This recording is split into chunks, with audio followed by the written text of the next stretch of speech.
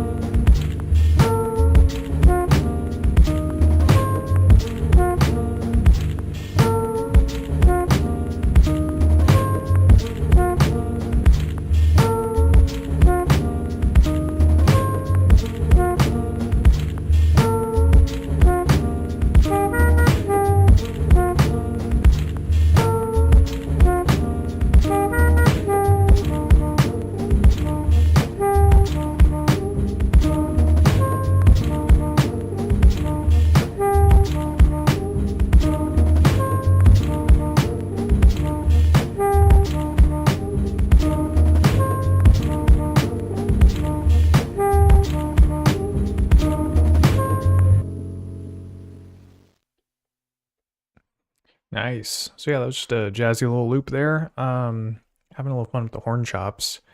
Yeah, the slicing on this thing is kind of interesting. It sort of like forces you to like figure it out basically when it sets the slice markers evenly across the sample. So you're sort of just like, I don't know, doing a little bit more micro chopping and trying to create something unique, which is what I did there with the horn chops. So I was kind of just playing stuff, playing smaller slices over and over again to like get something unique. Okay, let's see. Well, maybe I'll play something over here too.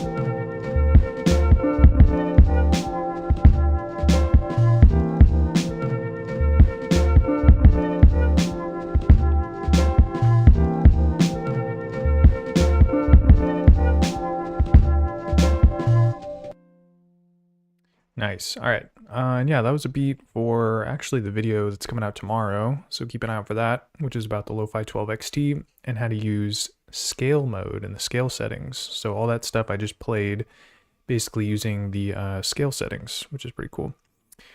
Okay, we're gonna do a new project here. Select new, do. Do I want to save it? No, but I'll save it anyways, I guess.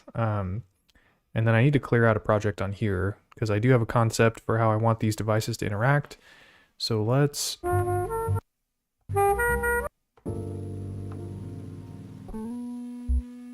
Yeah, let me figure out what project I'm going to get rid of here. So I think I want to do this one, 1.1, or no, 1.9 actually, yeah.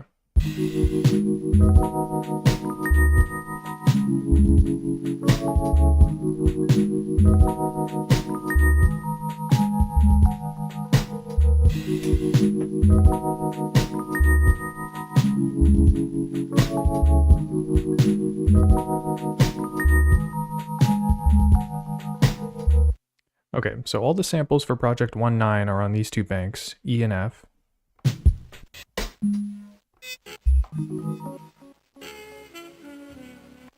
It's a nice horn. Okay, so yeah, I want to clear this out, but first I need to test this like MIDI implementation before we get into that.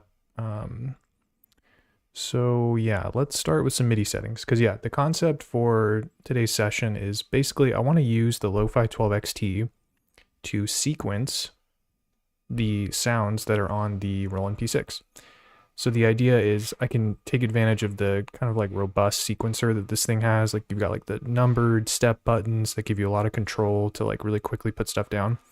As opposed to this where it's a little bit trickier to do some of the micro timing. You got to like hold the note down and then tap granular over and over again until you know, it's a little bit of work. But yeah, I want to use this thing to, yeah, basically just trigger the sounds off of this, but then I get to use all the cool sequencing stuff here. That's the main idea. So I need to do some MIDI stuff. And the first thing I'm going to do is use this MIDI cable, right? 5-pin DIN, as it's so called. And then I've got this other one where it's like basically makes it the 3.5 millimeter. So yeah, we're going to do MIDI out of Sonicware to the MIDI in of the Roland. We want them to be able to communicate via the MIDIs. I'm going to plug this one in here. Oop, move this. And then yeah, the out is on the right side if you're looking at it from the front. Get in there, I say. Oh, yeah, let me just do this.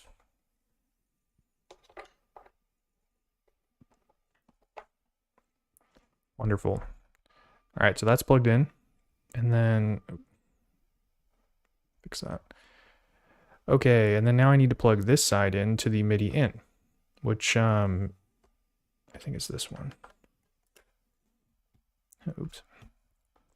All right, so we've got these MIDI plugged in. Let me see if when I press the buttons on here, it like does anything. Or I'll check well, yeah, let's start with the buttons. So I'm gonna enter pad mode. So this is gonna be sending the MIDI notes out to the P6. It's not doing anything. Maybe I have to go lower. I'm not sure what the range of notes is that it'll accept. So I'm going all the way to the bottom. So yeah, that didn't work. So now let's check a few things. So first thing I want to check is the MIDI settings, of course. Well, I'll be darned. It was trying to send it on channel 15 or 16. So we're bringing it to channel 1. And yeah, usually I have the MIDI settings configured like this where they're all just kind of all the way on the right, just so if I have sequences going here, it's not going to accidentally trigger stuff. I want to be very intentional about what MIDI channels I'm using. So yeah, track 1 is now going to communicate on channel 1. I don't know if that's the sample channel though, so let me double check that by going to the menu, scroll all the way over to, I think it'll say S channel. God, the viewing angle on this thing's horrible. It's got this knob like right in front of the screen. Might be easier if I just look at the stream. In USB. Oh, here we go. The S channel. I'm pretty sure this is the one that we're looking for. The S channel set to 11. So I need to be sending MIDI notes on channel 11. Check. Okay, well now theoretically it should work. Or, oh yeah, let me go to config as well. So I do already have the transmit note setting on, which is good. That's going to be sending the notes out. And then I have out 2 set to MIDI, which is also what I need. Okay. So we're on pad 1, sending MIDI out.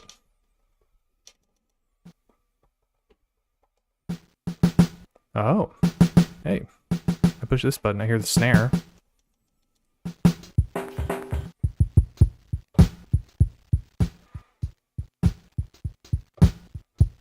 Cool.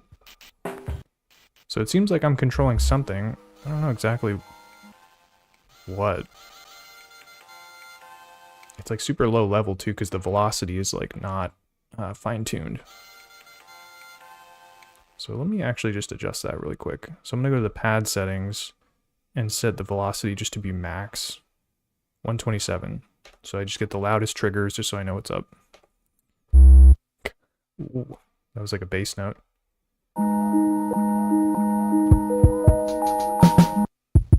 Let me just turn this down a little bit.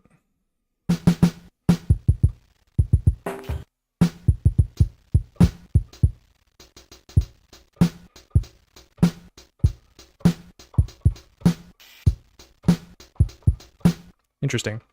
But yeah, so Sophatron writes in and says, I wish more gear would put the IO labels on top for that reason. Yeah, it's a little tricky. Yeah, you gotta like kind of flip stuff around, sort of annoying, but yeah, Sonicware, you kind of can figure it out just by looking, because it aligns with the in and out on these sync ports. This is out, this is in, so you do kind of have that front panel, but yeah, worst comes to worst, you just gotta flip it and clip it. Okay, so yeah, let's just practice. Oh, let me move this thing. It's my keyboard. Let's practice sequencing stuff, because my plan is to add brand new samples to this to like kind of build a beat from scratch. But while I have these already ready, let's just see what happens. So I'm gonna bring the tempo down to like 90. Whoops, you have to press record and then play. Then you get to punch in.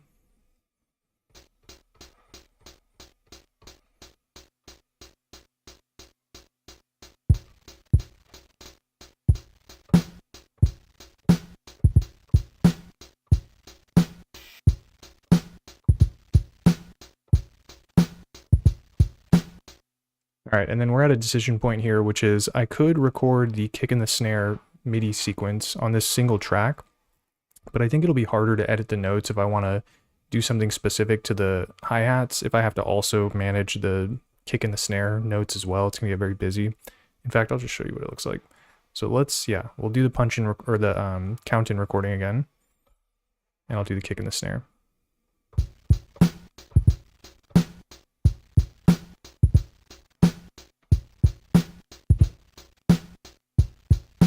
All right, so say that I want to like do something to the snare, like I want the snare to be a little bit offset or something. It's kind of tricky because if I want to edit the snare data, it's going to be on 5 and 13. And then I have to like, so this says D, B, D minor, I don't know, 3. And then I scroll down and then there's another note, which is C3. So the snare is C3.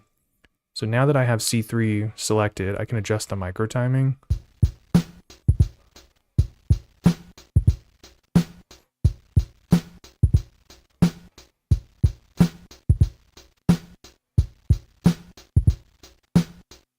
I guess it's not that hard to do, but it can be a little more complicated if I want to do like ghost notes and I'm adding a lot of stuff to the sequence. It's like I have to keep like pressing these buttons and figuring out like where the notes are.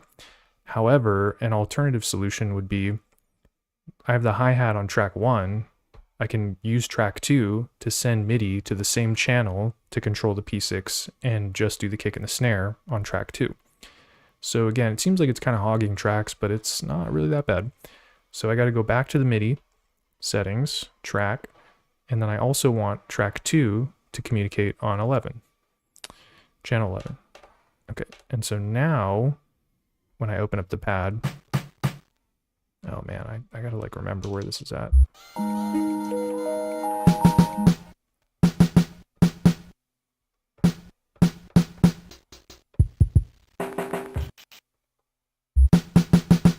I think this is the snare.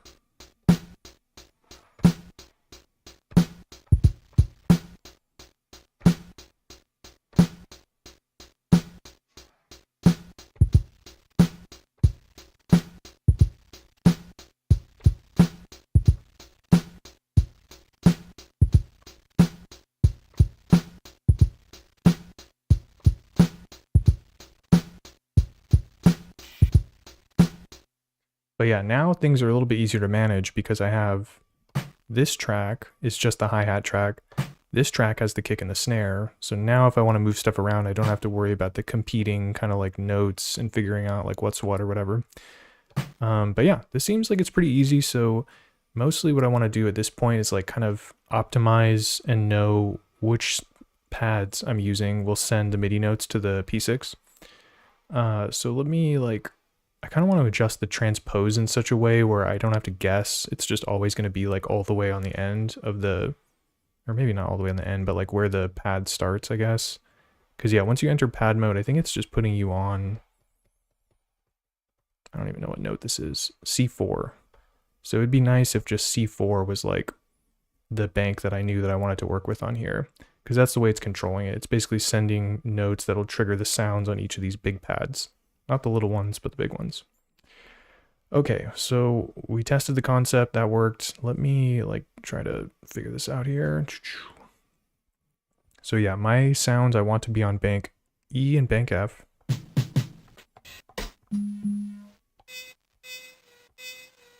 So I think what I'm gonna do is just look for this horn as I'm tapping through the pads to try to figure this out.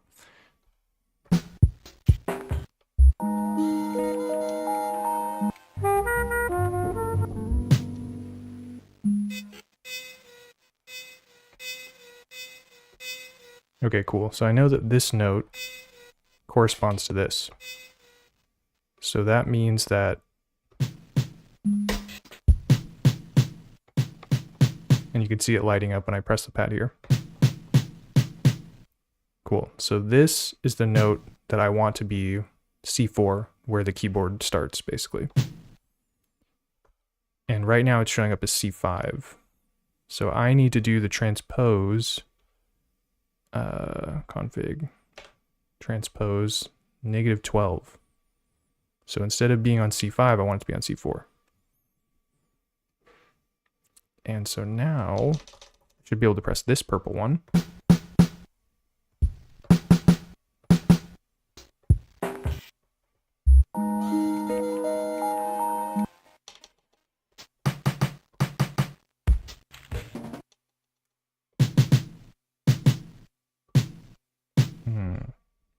Now it's on C6, so I messed it up. I went the opposite direction. I need the transpose to be +12, not -12. Whoa, it caps out at 24 too. Good to know. All right, so let's make it +12.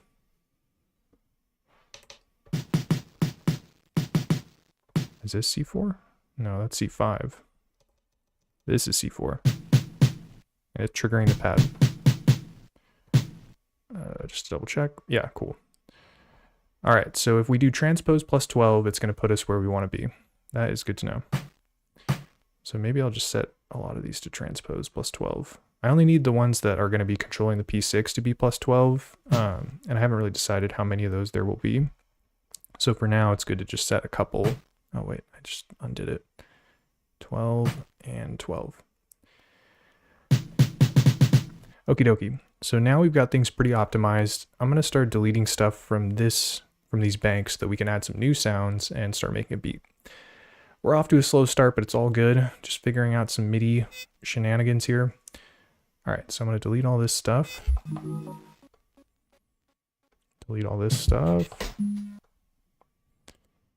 Then now that the banks are clear, I can clear the pattern as well. Not that it should matter too much. And we'll save that. Okay, so we've got a clean slate. We're ready to rock. Now let's bring in some samples. So I've got my M8 to do that.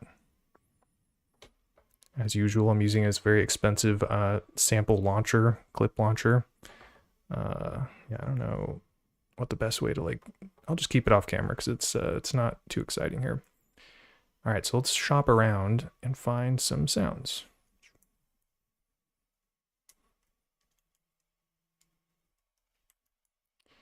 What are we working with today? I'm gonna check my songs folder, see if we got anything on the to-do list. I gotta turn this thing up too. Let's crank it.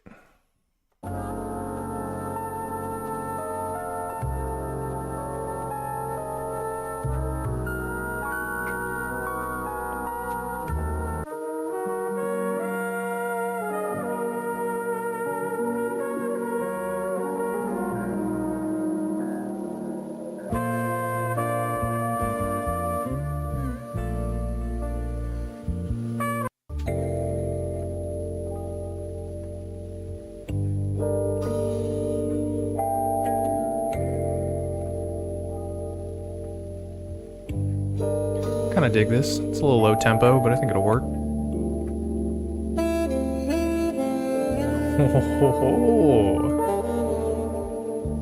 Yeah, we're getting that horn part. First things first. All right, so let me set this up so I can record it in.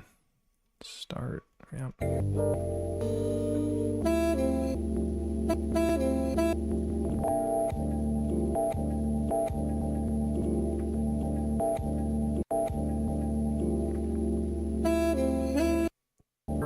I'm gonna pitch it up, and yeah, let's record it into the Lofi12XT. Yo, Crazy Wabbit, what's cracking, man? How's it going? All right, let's see. My level's at 8, so let's try this.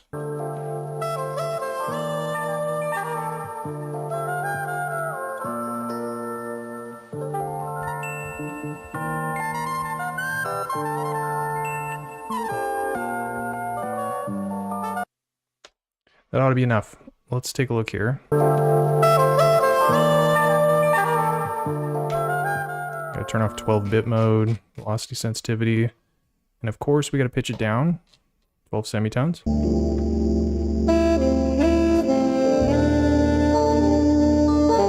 Oh, it's very lo-fi. Oh, thanks, man. Yeah, hope all is well with you as well. I appreciate you saying that. We gotta put the filter on this thing. Those high-end artifacts are deadly.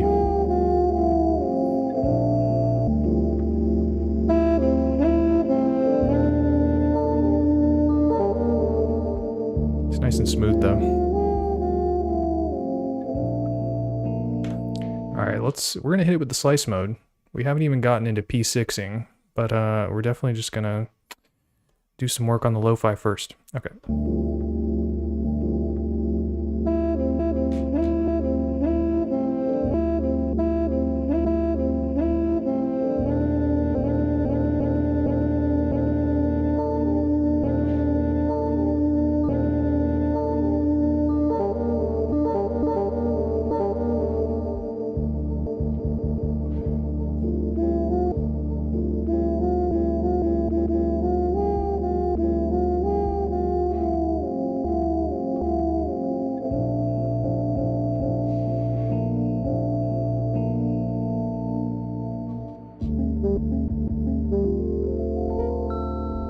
Oh, that part sounds sick.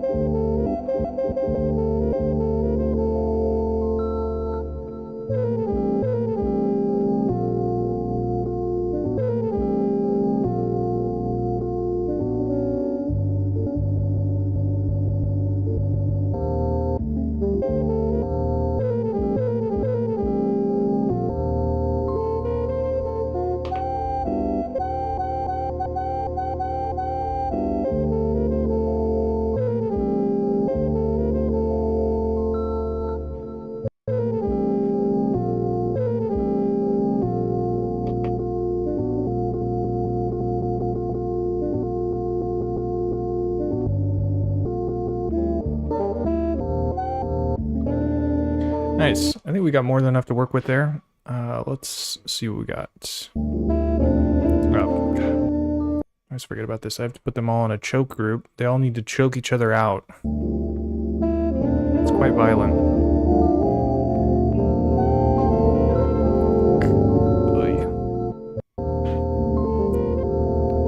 Sonicware, if you're out there listening, make it easier to put them all in a mute group. That would be nice.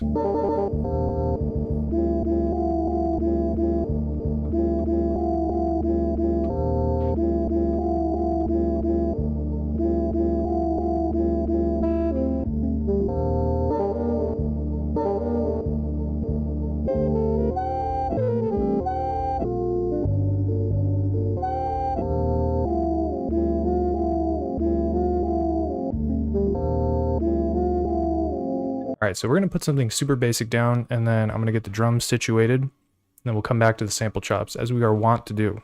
So let's see here.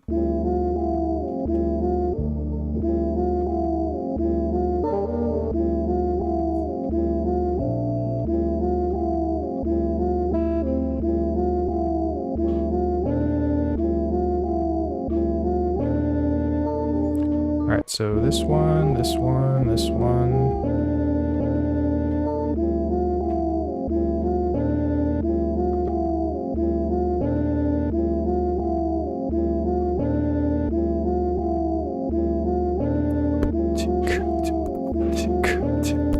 Something like that. Alright, so that's pretty simple, but I like it. Okay. Let's get some drums in the mix.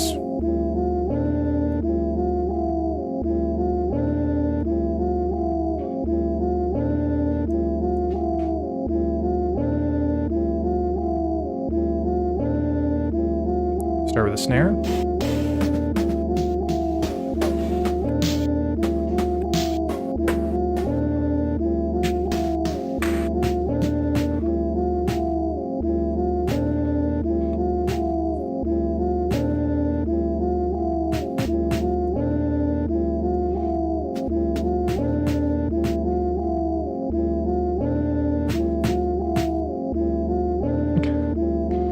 Press the play button on the P6 to stop it. Rookie mistake.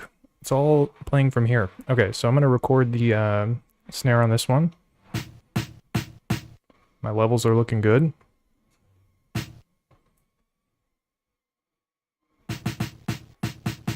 Nice. Might even pitch it down a little bit.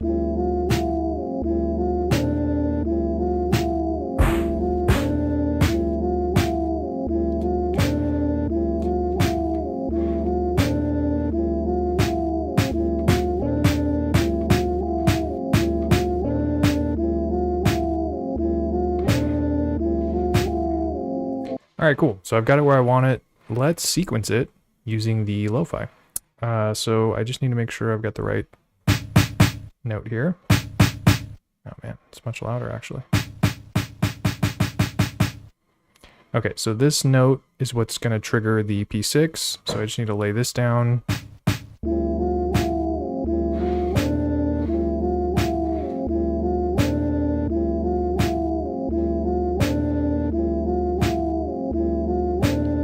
Wow, pretty easy. Okay, so actually I'm going to keep that playing and we're going to find some other drums.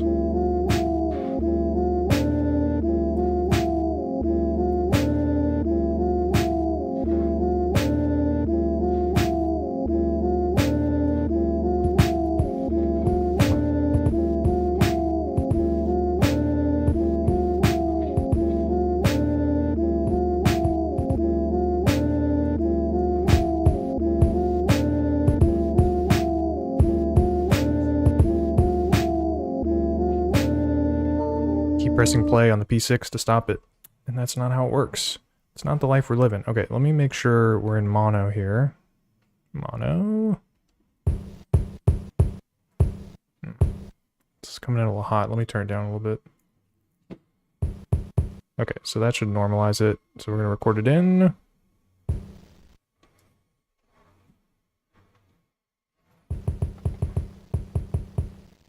And so this should be this button here. Ah, there we go.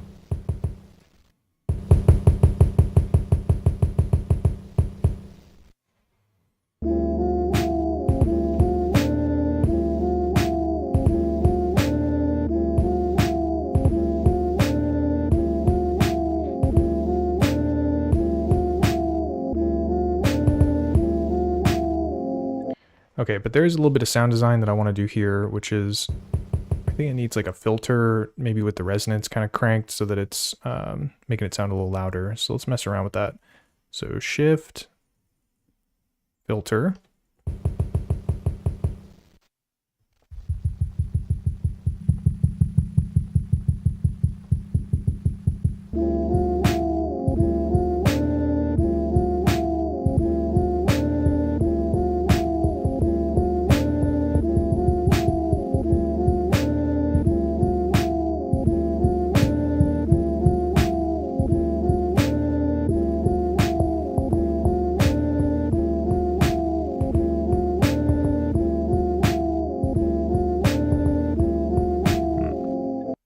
All right, so I think I'm gonna go a different route with this. So instead of using the filter, I'm gonna resample, which is quite easy to do on the P6. And I'm gonna resample it using the isolator effect. And so with isolator, we can really crank up the low end.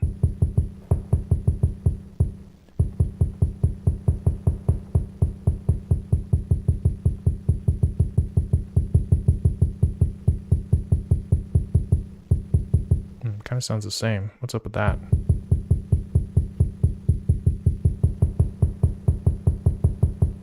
I guess there wasn't much high end to begin with.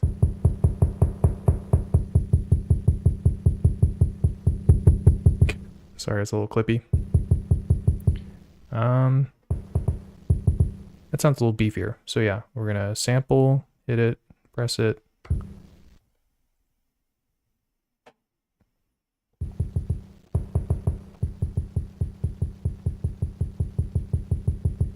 Cool, so it sounds a little bit better. I do need to mess around with the envelope as well. So we're gonna go shift voice, bring the sustain all the way down, and then mess with the decay a little bit.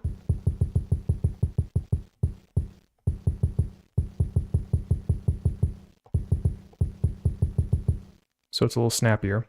And then I'm also gonna get rid of this kick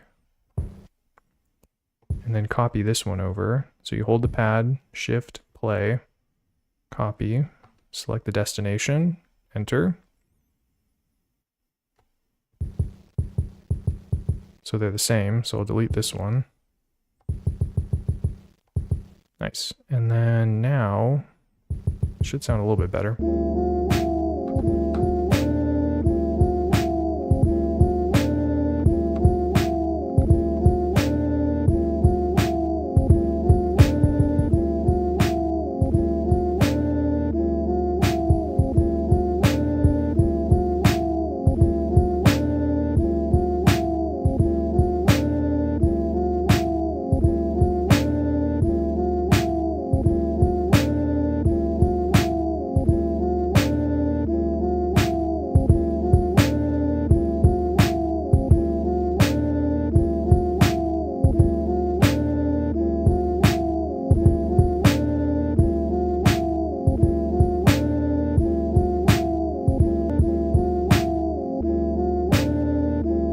Whoops. Okay, so, and then now I'm going to do this one on a different track as well. So, oh,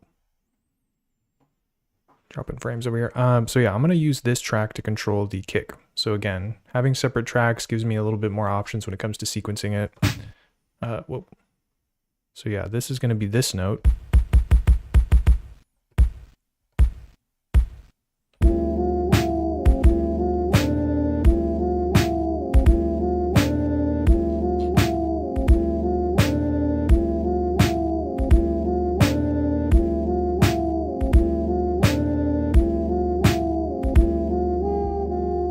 Something fishy's going on here. It sounds different.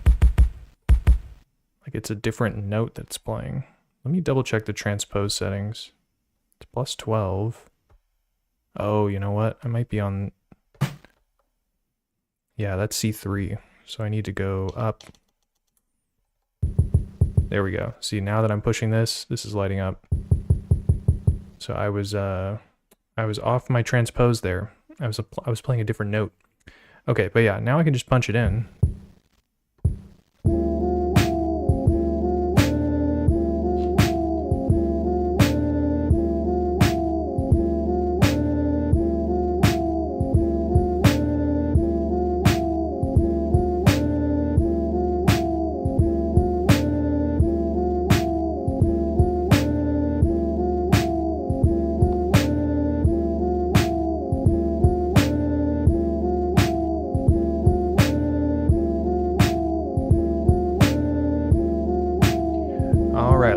hi-hat next.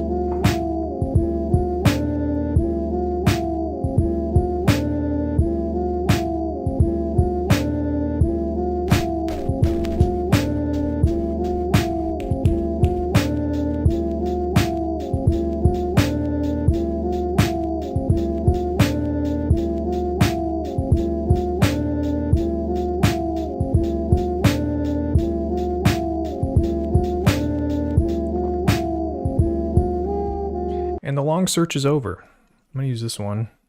Let me make sure these levels are all right though. Sounding pretty low.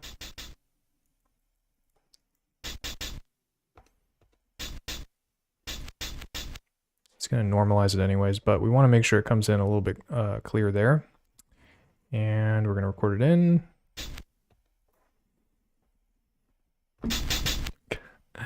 Nice and normalized. We gotta bring the level down. Cool. And then I'm going to mess around with the envelope here as well. Shift voice. And then I'm going to do the same thing I did with the kick, which is bring the sustain all the way down and then just mess with the decay. Nice and snappy. Okay, let's hear how it sounds.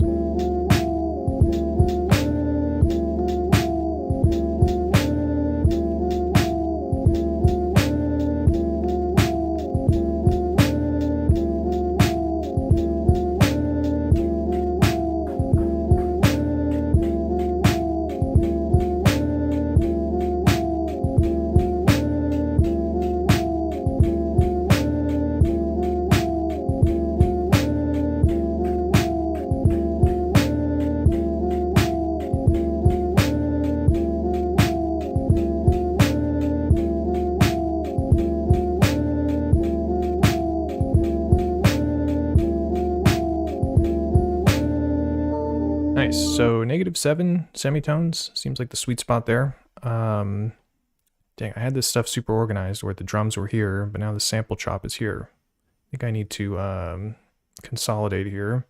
Let me do this. So we're gonna copy, hold the pad down, press copy. I'm gonna bring this one to 5, I guess. And then I'm gonna clear this one out. Okay, cool. So that clears me out for 3 and 4, which I want to do some more. This one I'll do the hat. And then this one, I don't know, maybe I'll just do like a perk, like a shaker or something. So yeah, this is where I want the hat to be. So we need to do our MIDI settings again. MIDI, track. This one also needs to be sending on channel 11. Okay. And then the other thing I'm going to do here is I'm actually going to change another setting, which is the pad setting. So earlier, yo, MFizz, what's up, man? How's it going? But yeah, earlier I had this set to 127 max velocity just because I wanted the loudest trigger with the snare and the kick. It's like, you know, you kind of want the big boys there. But with this one, I do want to make it, yeah, velocity sensitive because the hi-hat is something that I want to be able to, yeah, have some be a little bit lighter than the others. So turning this back on, I think is going to be very helpful. Okay. And then now when I go to pad, the hi-hat should be this button. Oh wait, no, I have to change the transpose as well. +12. You know, I'm creating a lot of work for myself here. And you can see it's lighting up. Nice, okay.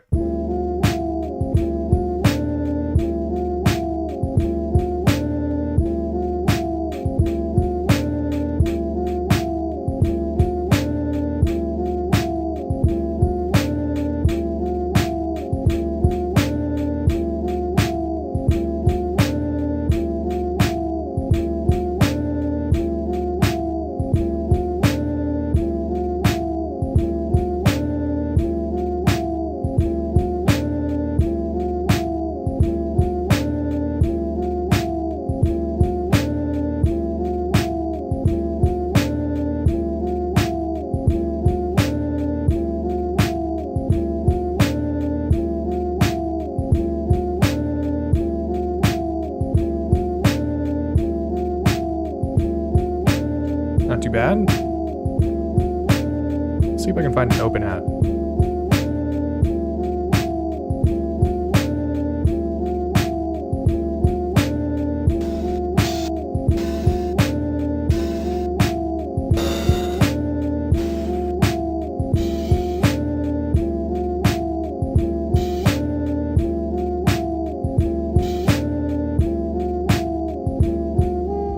Sounds pretty chill. Let's get that recorded in. How are my levels looking? It's a little low. I'm gonna crank it. I think that will do. More of a crash than an open hat, but we can make it work.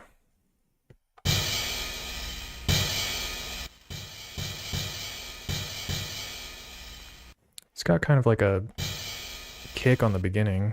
Maybe I can adjust the attack of it or the start point. Let's try the start point. I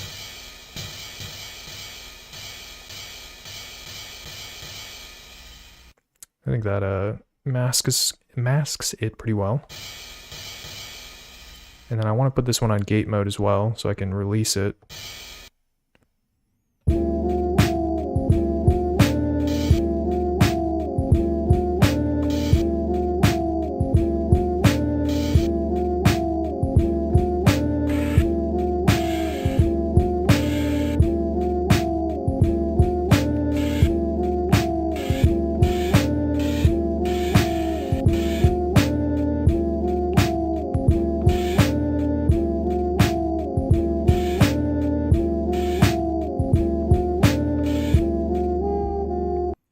Nice. But yeah, MFizz writes in, all good here. Ordered an EP133. Yo, pulled the trigger on it. Nice. That yeah, the update was beefy. They added a lot of cool features. Specifically, like, yeah, like the song mode, so you don't have to like go from sequence to sequence manually, or scene to scene, I mean. But yeah, that update looks sick. I still need to dive into it and kind of see what works for me on it, but seems like a lot of cool new features. P6 is dope though. Yeah, I'm really digging it. It's got a very specialized workflow, I would say. But yeah, when I work on this thing, I kind of put on my pocket operator hat. I sort of just like use it the way I would a pocket operator, and I find that it's very effective at like creating, yeah, super like contained projects. It's not something where you're gonna have like a lot of different projects you're juggling. Mostly I just go from like beat to beat or a couple beats to a couple beats on it. But yeah, I like the workflow. I like the sound. And now I'm just trying to figure out if there's like a cool way to integrate it with other gear, which is what I'm trying here. Basically what I'm doing here is I'm sequencing the P6 and triggering all the sounds from here using the Lofi12, because this thing has a pretty cool sequencer. I do like the buttons on it and stuff. So this thing's been dope though. I'm digging it, to say the least.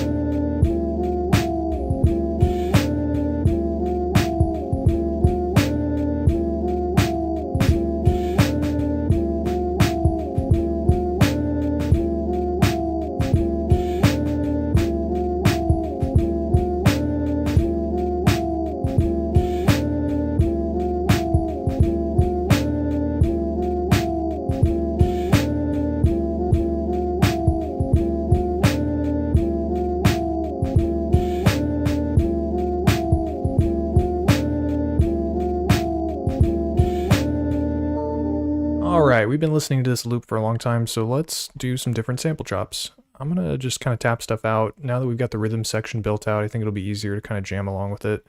So let's see what sticks. Or wait, actually I need to do one other thing. So I'm gonna go back to pad settings and make this to be max velocity again. Because yeah, when it comes to the sample chops, I'm not really interested in using the different velocities on them. I kind of just want everything to be at the top. So let's take a look here.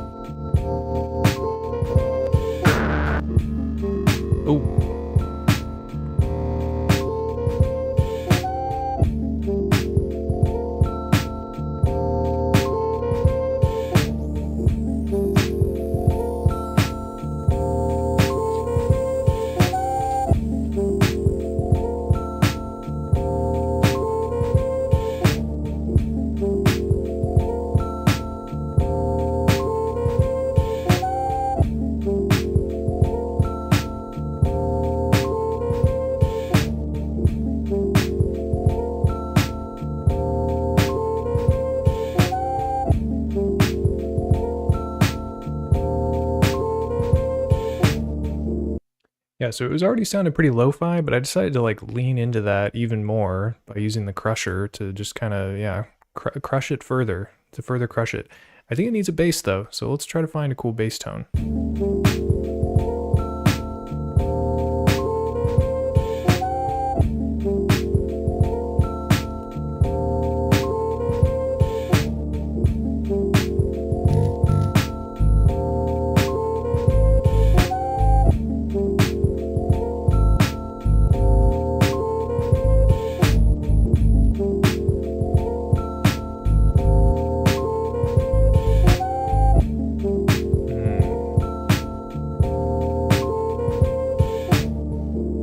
Man, I just realized a potential issue with this workflow is that, so normally I would save the bass note on the P6 and then I would play it chromatically on the P6 using the keyboard mode.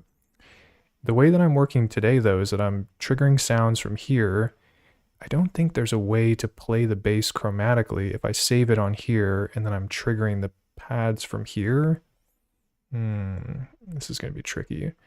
I might have to use the sample or the granular channel or something. Ugh, I don't know. I think what I'm going to do is just save the bass onto the Lofi12XT instead of saving it here. And then we can just, yeah, sequence it as we normally would on this device. So let me punch it in here. Oof. You're going to like the look of this waveform. Check this out. Look at that thing. That thing is hot. Nice and stacked. Oof. Turn off 12-bit mode. Set it to mono. And then probably going to end up putting a filter on it, but for now I'll just leave it the way it is. All right, let's see what we can jam out here.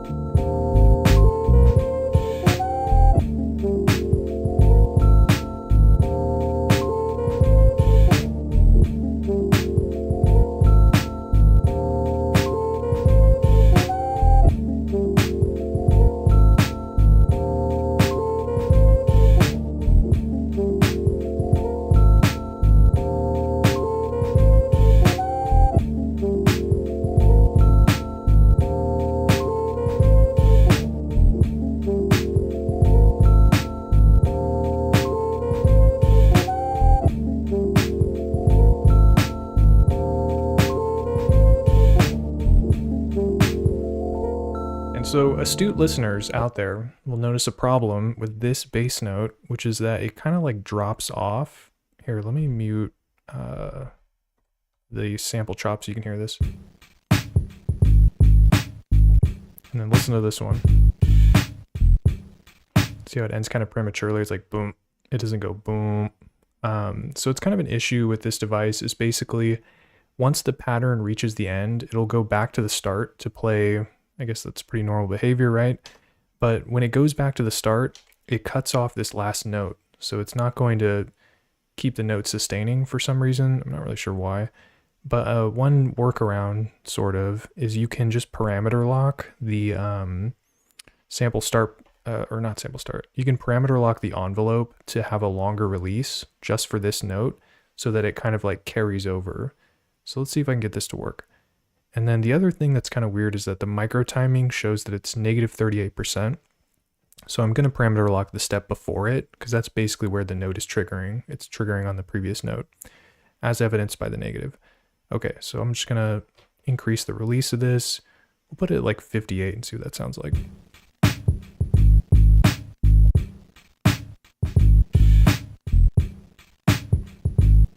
I'll try it on this step too. Seems like that did it. So disregard my previous advice about doing the step before it. We're going to delete that.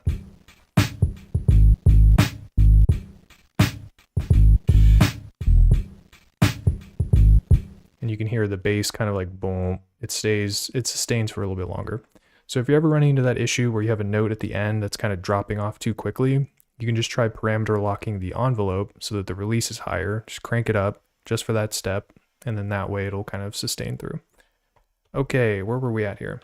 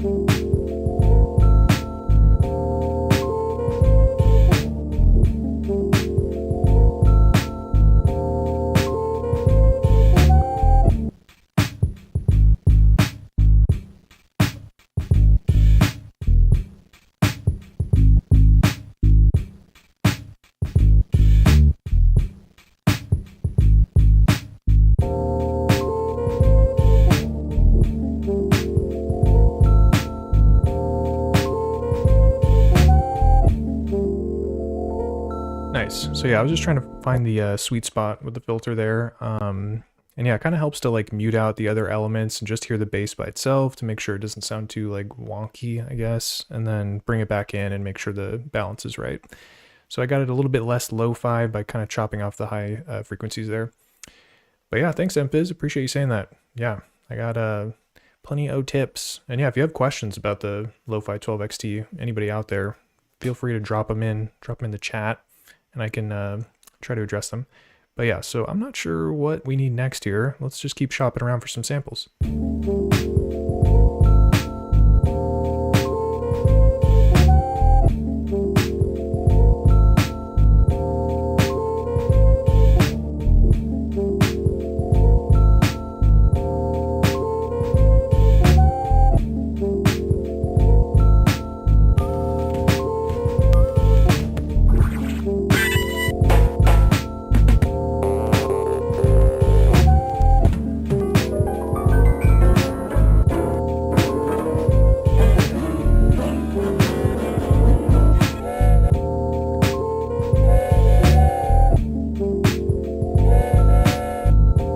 Can't do it.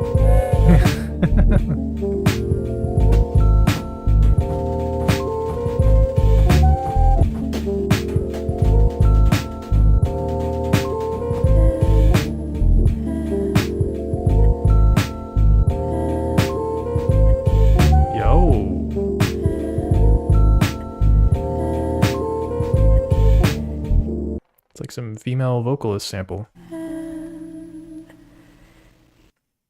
That sounds dope. All right, that's going to be fun to play chromatically, so we're going to save it into the lo-fi as well. But we got to pass it through first. Very nice. Very nice indeedy. Okay, how are our levels looking? Pretty good.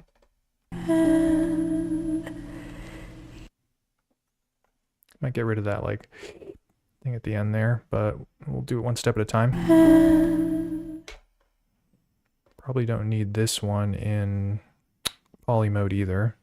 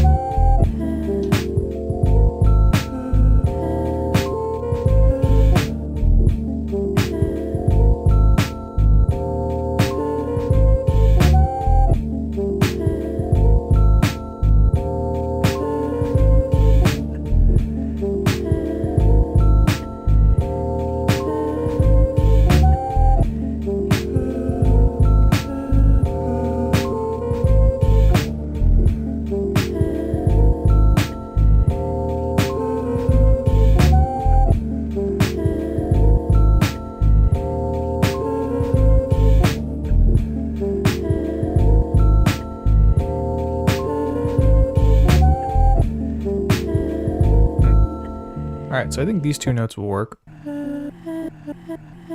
I'm going to make the sequence 32 steps.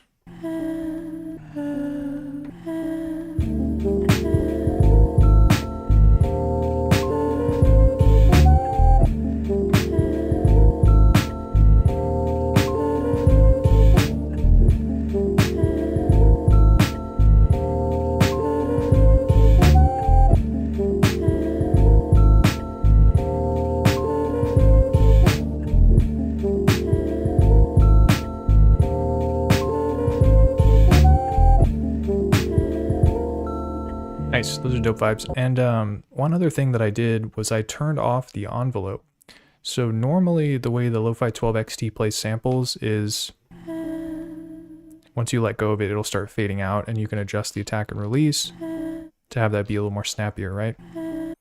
But if you have a sample that you want to use in like one-shot mode, quote unquote, where you sort of want it to ignore the envelope behavior, you can just press the right auxiliary button, envelope off, and now when I press the button, instead of holding it down and then letting go and it'll release, it just plays the whole thing.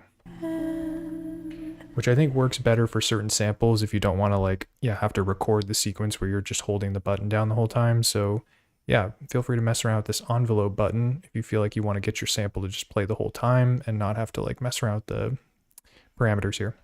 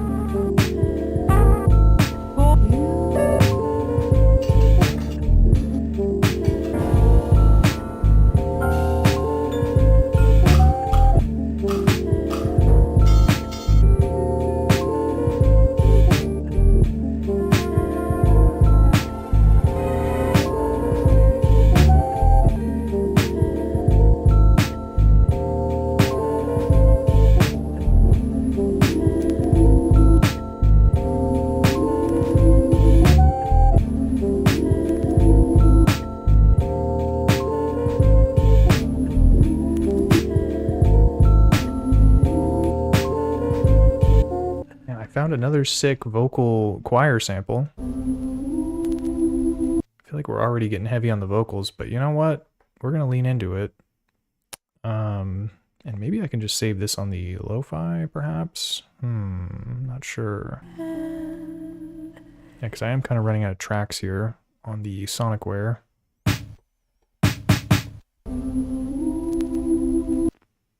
Yeah, let's bring it in. I'll just put it on the lo-fi. Okay, so I'm going to record it in.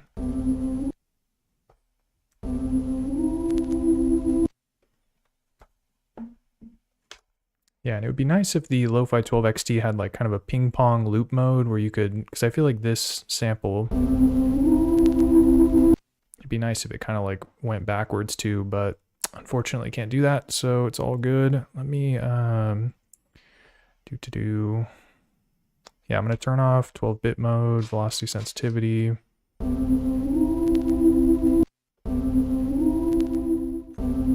And this one I do want the envelope on because of the fact that it ends very abruptly, so I want to be able to control like when it's coming in and coming out. I do want it to be a little snappier.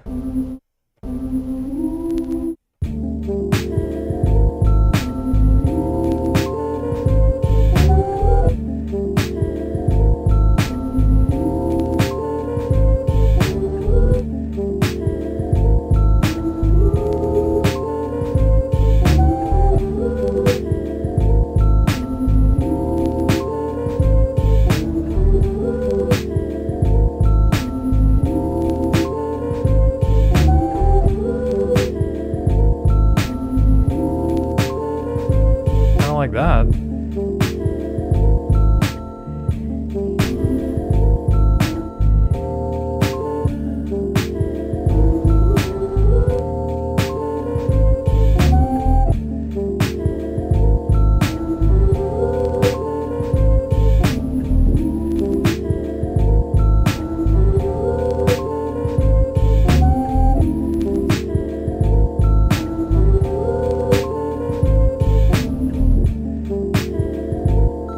Yo, it happened again. It's another situation where I want it to carry through, but it ends prematurely because of the way the pattern loops. Bummer. Okay, so we're going to do the same workaround that we did before, which is to parameter lock the sample to power through. We're going to bring the release. I'm going to bring it up to 127, see what happens.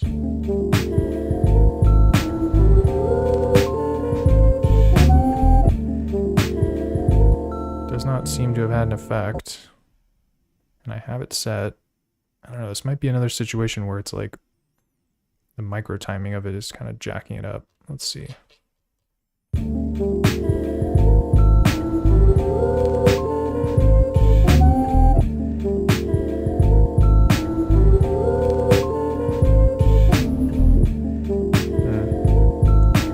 Did not solve my problem. I'm gonna have to get creative with this one. I have an idea for what to do here, but first off, let me take a look here. So MFizz writes in and says, I have a question about recording filter automation. it sounded all right while recording, but with playback, it sounds like it skips a lot. That's a good question. Let's find out. So I'm going to save my pattern, which I haven't done in a while, so good thing that I did that. We're going to make a copy of it. And then, yeah, I'll try to record some filter automation, see if it sounds jumpy or not. So let's see.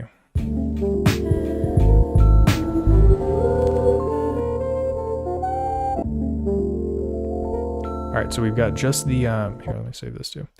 So we've got just the sample chop soloed, and then I'm gonna go to the filter controls, and this is good too, because I actually already have a filter on it. And then we'll crank up the resonance so it'll be easy to hear the sweep.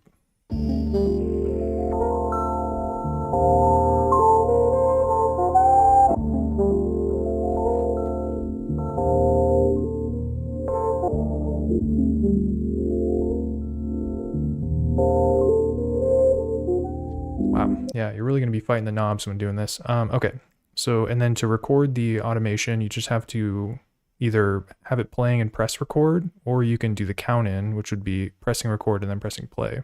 So I'll just do the count in, I guess.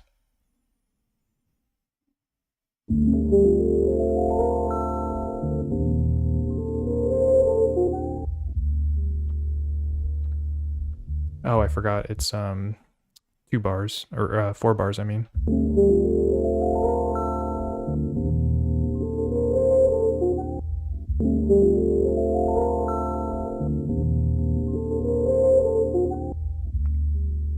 Man, it's kind of hard for me to tell. Let me like reset. So I'm going to load the pattern again. That's why we saved it. Okay. So now, yeah, we're going to start at like whatever, 39. Save this. Okay, record, play.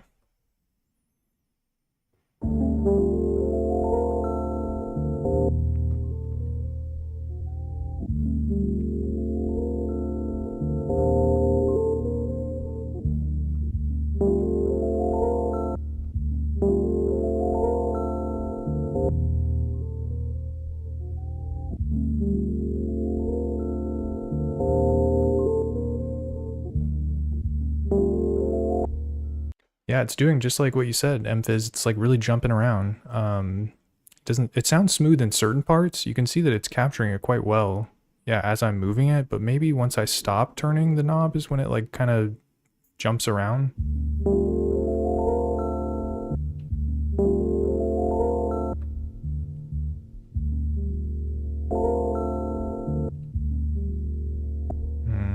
Yeah, let me try getting one more take of it, I guess.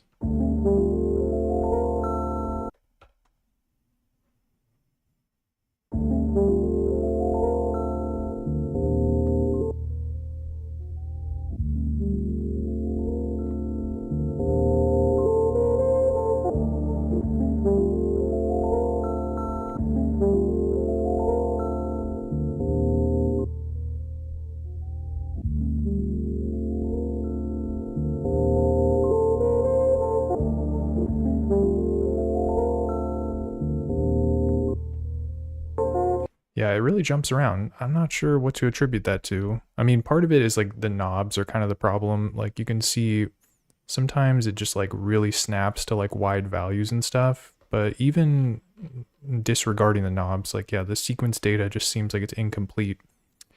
Like there should be sequencing on like all of it, right? Because I was turning it like kind of live or whatever. And then, yeah, there's just like big gaps in it and stuff. Yeah, that's kind of weird. I guess I never really noticed that because I don't record too much like filter automation stuff, but good to be aware of is if you're trying to record that, you might be better off just like, I don't even know.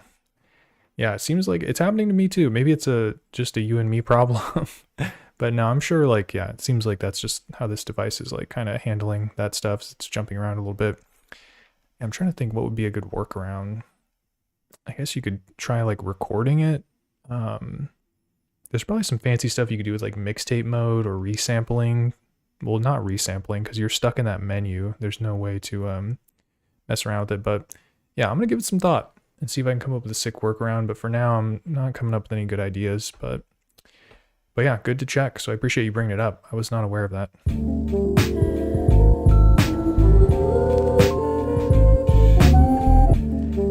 doing it step by step. Ugh. Yuck.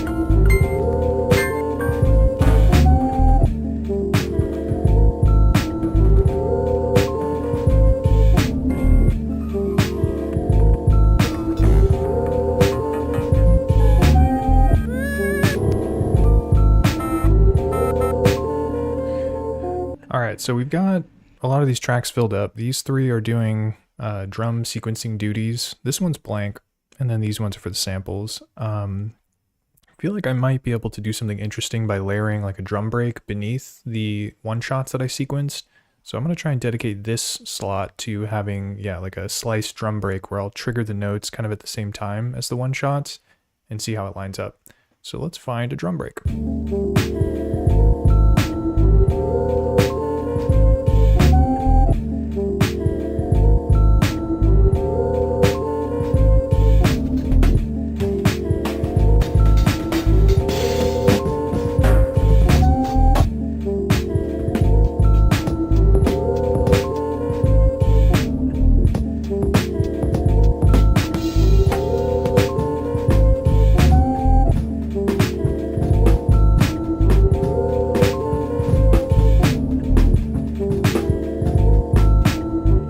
I feel like this one might work. It does sound kind of wacky, but we'll be able to rein it in.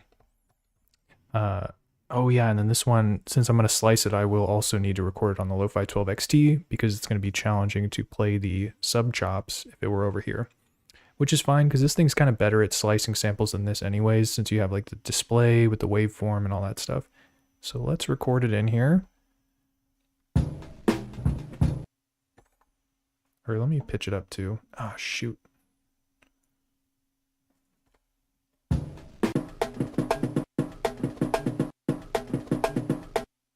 don't know, this is gonna sound kind of wacky. I'll do it just a couple semitones.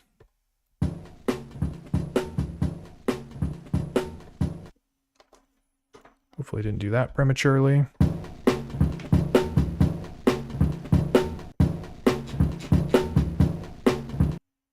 Slice it up.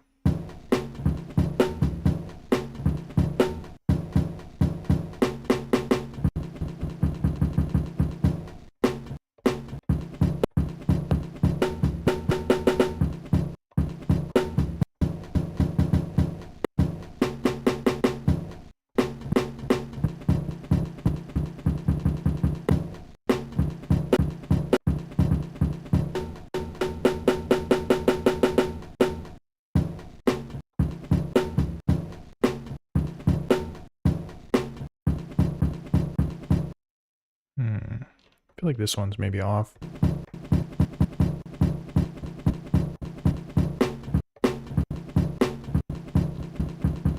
Alright, that should be fine. Alright, so now I gotta bring it back down. So, to the semitone, that's correct. Whoops. I might actually have to mess around with it a little bit.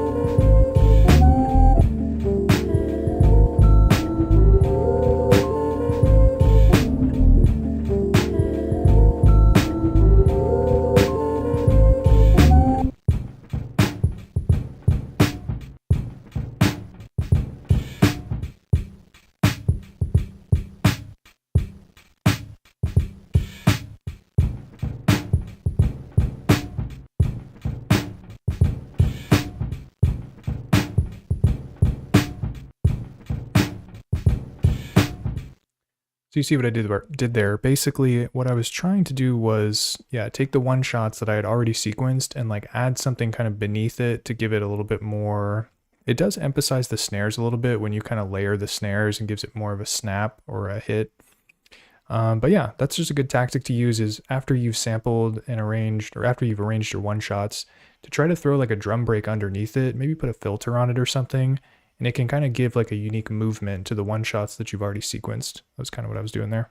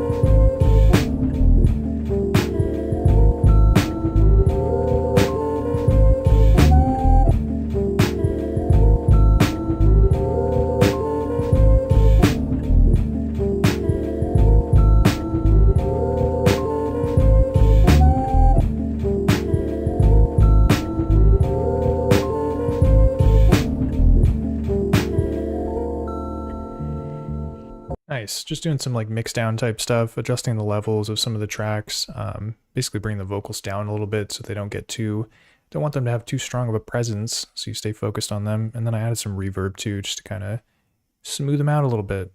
Maybe I'll try doing like a B section on this one, so I'm going to save it. And then yeah, classic Lofi12XT workflow tip is, yeah, you just save a copy. So now I've got pattern 1 here. This is what I was working on. But now I've got a copy of it, also called pattern 1. And then from here, I could do like some different sample chops. So let's go to the sample chop 1. And then I'm going to mute the, wow, I couldn't press that button. I'm going to mute the vocals, hold clear, press track 5 to get rid of all the notes on it. So it still keeps the sample and all the other parameters. And then from here, maybe I can tap out something else cool.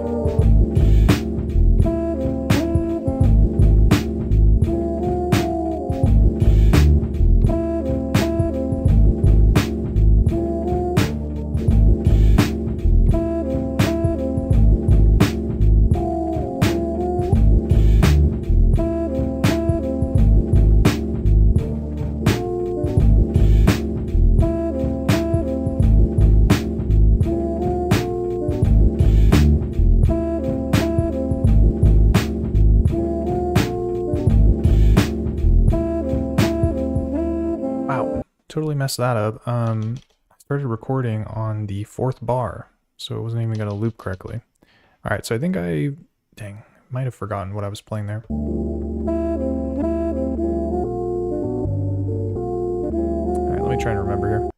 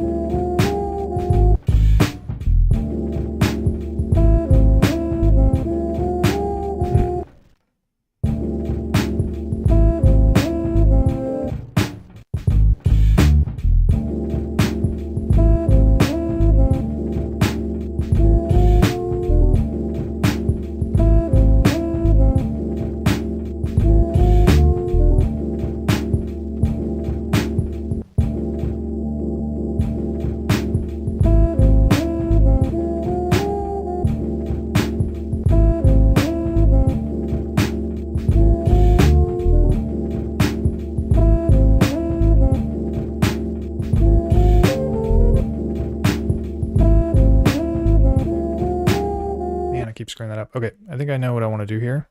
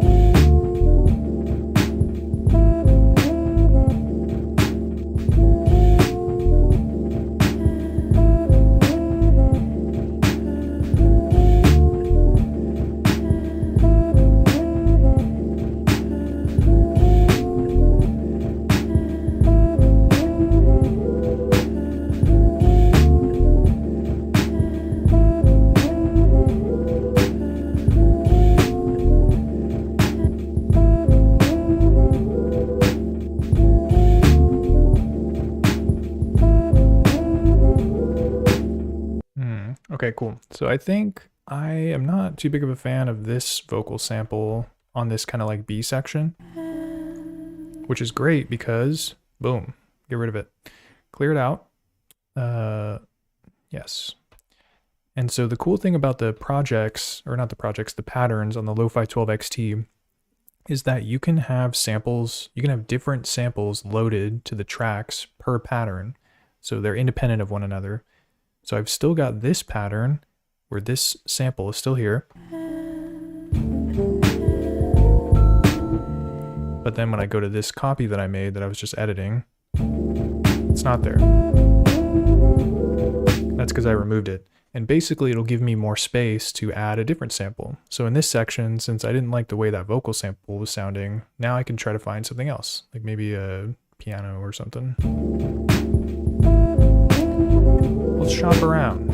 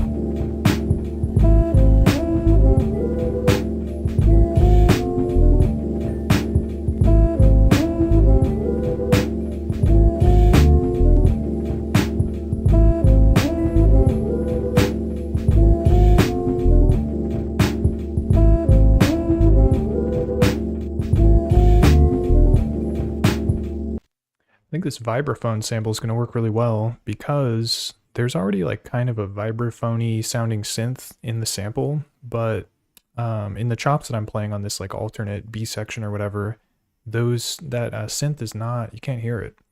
So I think this will be a good way to like kind of bring it back in a different form. Gonna have to crank this thing up though.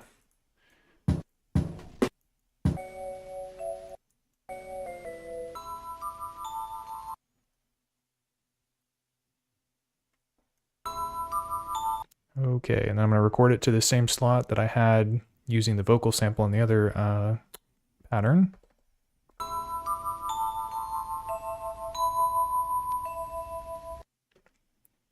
Nice, and we should be able to slice that up and sequence some goodness there.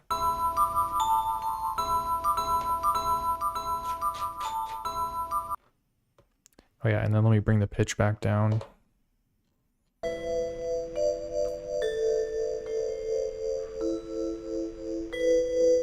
Nice and lo-fi. You gotta love it. Okay, so slice mode.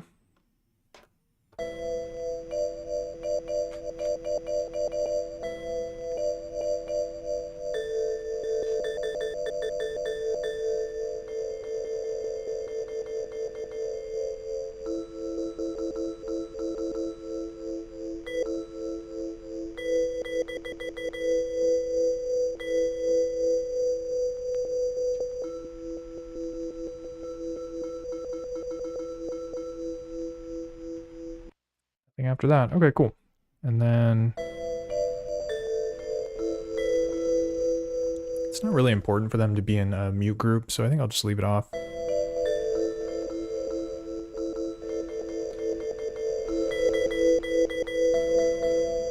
See if we can play something.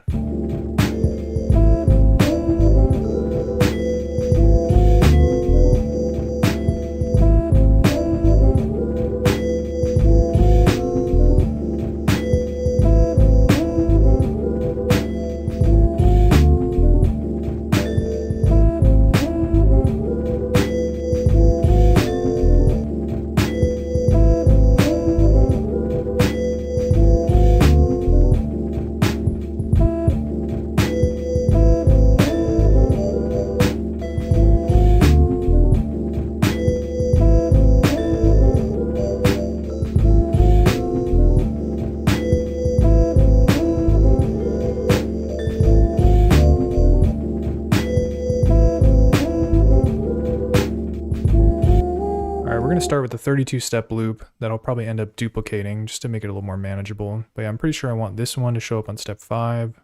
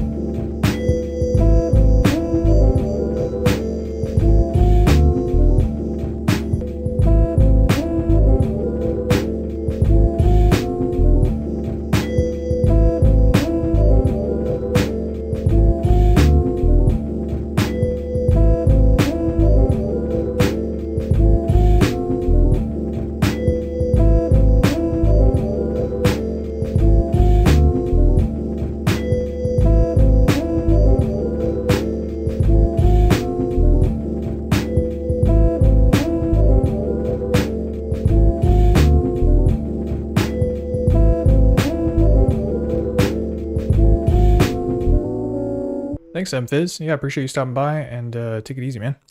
But okay, so yeah, I was using the filter to tame the sounds a little bit. And I think, because yeah, there was a lot of like high-end artifacts and aliasing or whatever you call that. The other thing that I want to do is make one of these sample chops a little bit quieter. This one is like very loud. It's much louder than the other ones. And there's an easy way to do that from the sound page. So yeah, when you're on the pad screen, you can see all the slices here. So with this one, I'm just going to turn, you have to select it, and you can turn the level down. Seems like it's a little bit more aligned when I bring it down to like, yeah, 70 probably.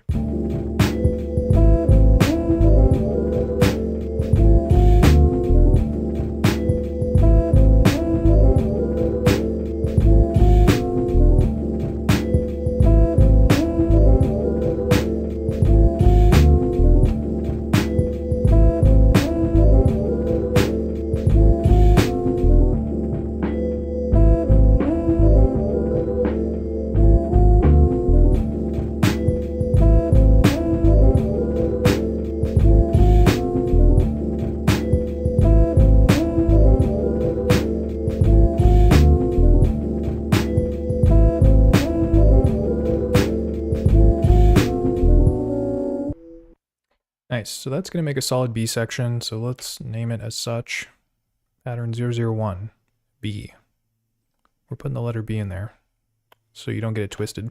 Now the other thing that I forgot to do was there was something that I wanted to try and fix on this pattern, which is that, I think it's this sample, like cuts off kind of prematurely in the third bar.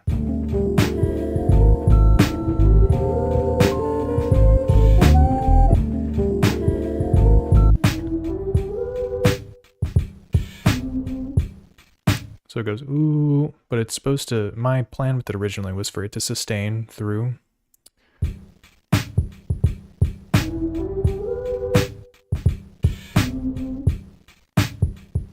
So what I'm going to do is I'm going to put a trigger of this right here on step 1. Oh, whoops, I muted it. So yeah, trigger of it on step 1.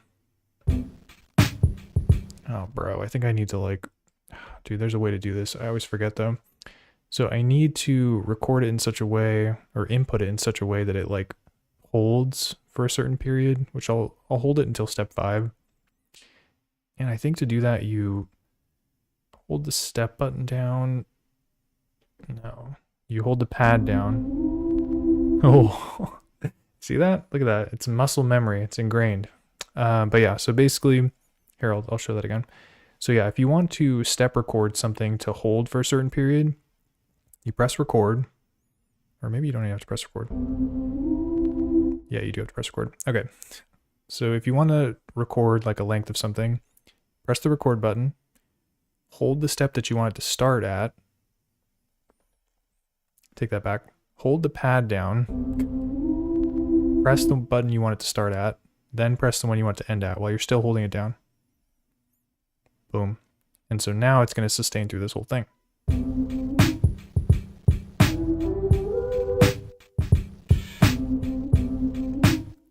But it's not doing what I want it to do, because basically I want it to like kind of carry through the second half of the sample, but right now it's just starting at the beginning. So I got a parameter lock. So you hold this down, and then now I can have it start a little bit later in the sample. So let's see if this sounds right.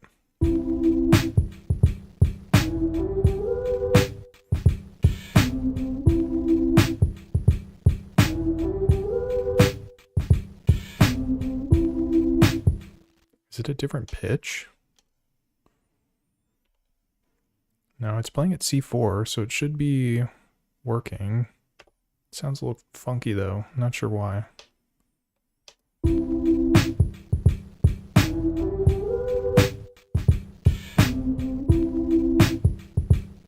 Maybe I can do like the micro timing, negative.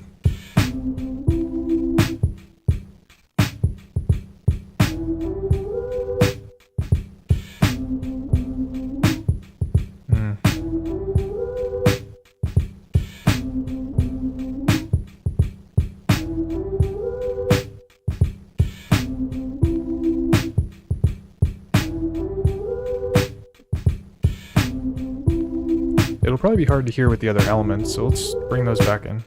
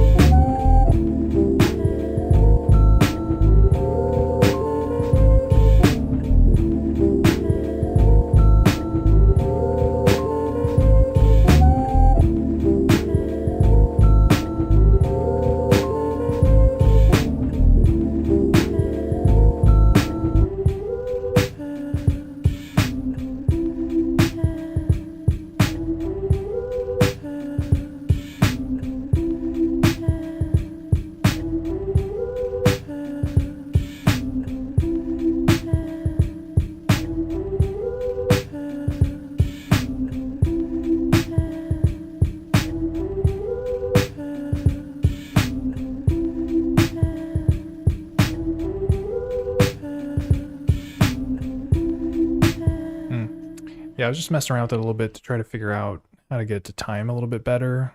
I tried using this like choke setting because I thought that maybe it was like cutting itself off or something, but it still seems like there's a gap between the one that plays at the end of the 2-bar loop and then this one that triggers on the first step or whatever. It's not too bad though. Like with the other layers, it's a little bit hard to detect.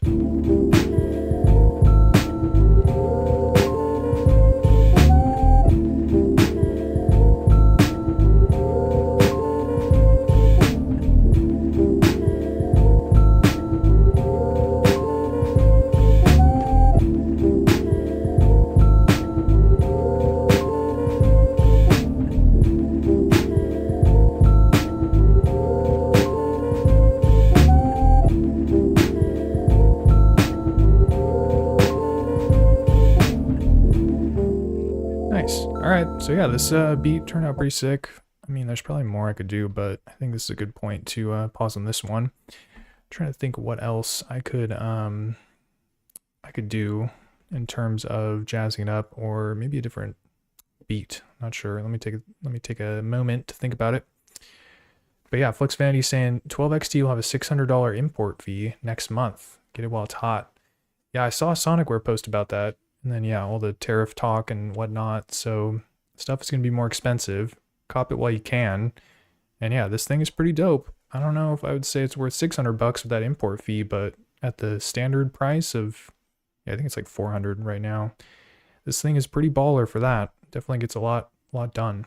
That's for sure.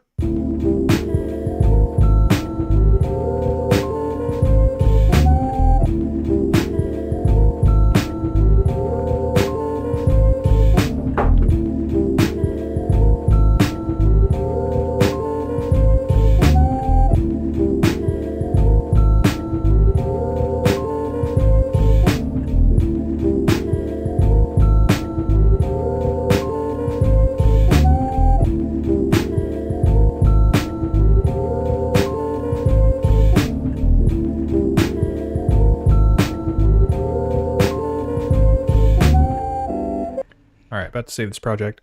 So what we're going to do is I'm going to do something from scratch on the P6. So we'll just start over there. Oh yeah, thanks so much. F sample clearance for you. Sorry, I don't want to say bad words in case anyone's family is watching the stream. But yeah, man, that's what's up. No, I appreciate you saying that. That's been a vibe. Yeah, this beat turned out pretty sick. Let's see if lightning strikes the same place twice. And by that I mean if I can cook up another good one.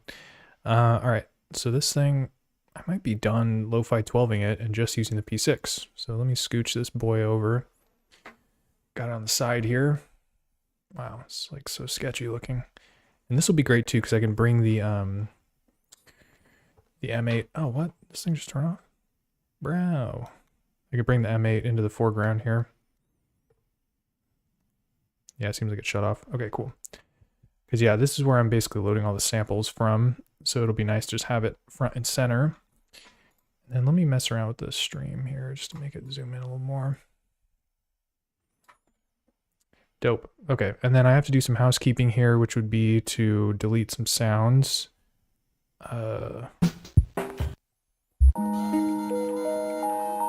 Yeah, this beat I've already backed up, but we'll listen to it one more time before I get rid of it.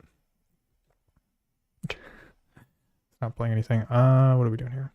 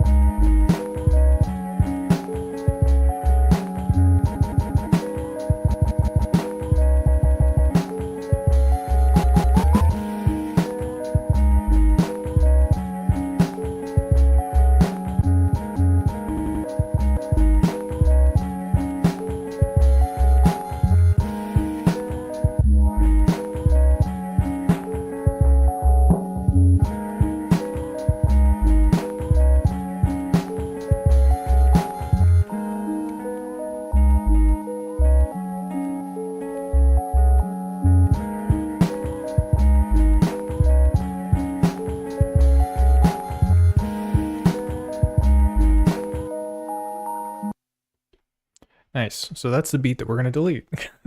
Hope you all enjoyed it. All right, so let me, because I've already saved it on my computer, so we are good to knock it out. So I'm going to delete all the pads associated with it. Delete. And delete. Nice. And then I'm going to do Shift, clear all. I guess I haven't done it right in a while, so I'll do that. Okay, and then I'm going to make the step count go down to 16. So we'll keep it very short for now, and then I'll probably make it longer once we get some other sounds in the mix here. So yeah, now we got a clean slate. Let's bring some stuff in. So what else do we got going on here? Sampler. Maybe I'll go to my, let's check out the Marlowe Diggs folder.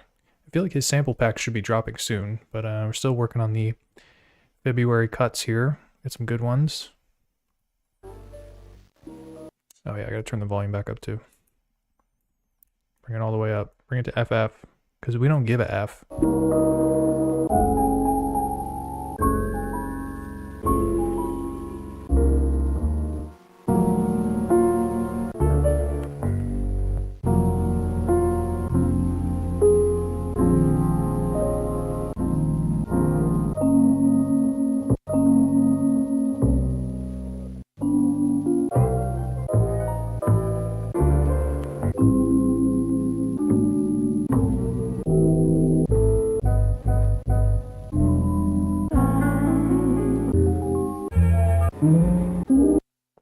Okay, it's got some cool sounds in here. Let's see.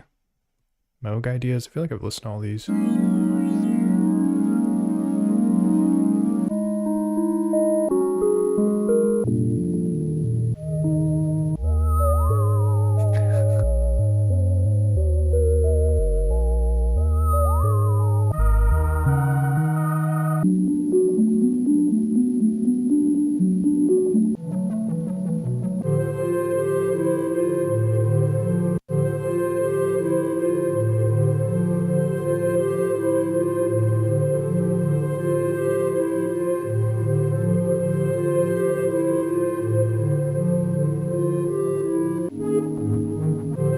Kind of vibe with this one. Let's record it in. Okay, so I'm going to do it onto the B bank. Make sure my levels are good. it's coming in hot. That'll be good. And I do want to keep these samples in stereo because of the fact that there's sometimes some like stereo panning and that kind of thing. It's not super obvious, but it'll be good to preserve it. And then I do want to pitch it up as well. Probably not going to have enough memory to save the entire loop here, but let's try it.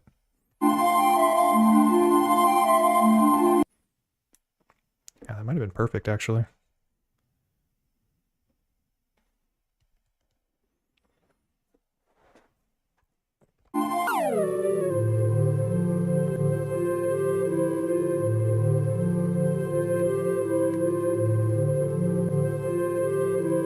Nice.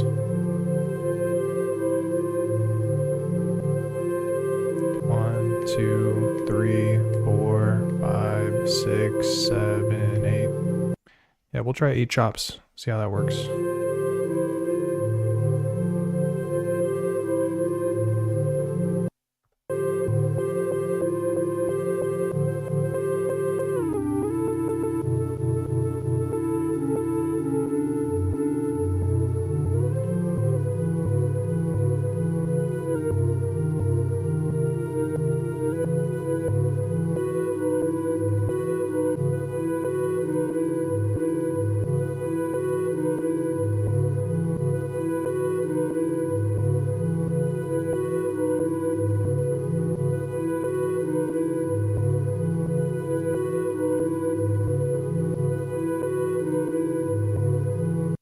Yeah, I don't really need to play it too much different. I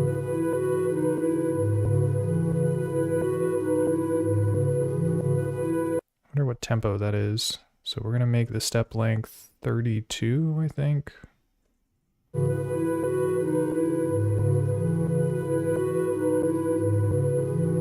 then I've got a good idea for how to kind of vary it. So first things first though is let's record it in. Okay, so, oh yeah, I don't have the count in. I might just do this like a caveman and just punch the steps in one at a time.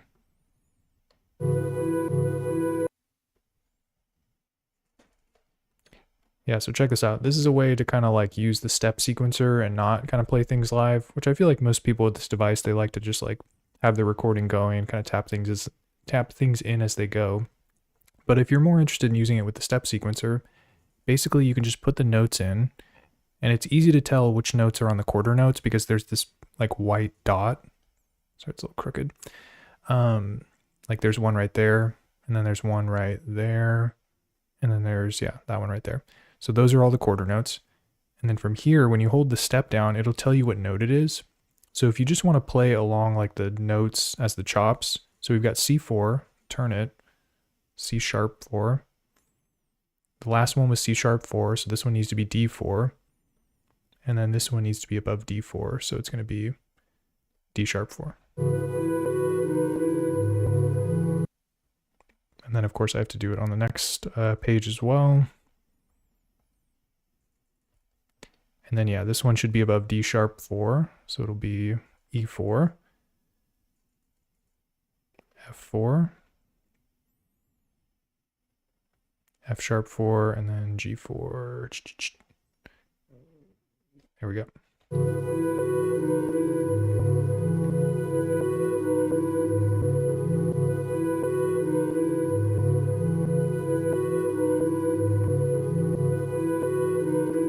I'm going to put a little bit of attack on it too.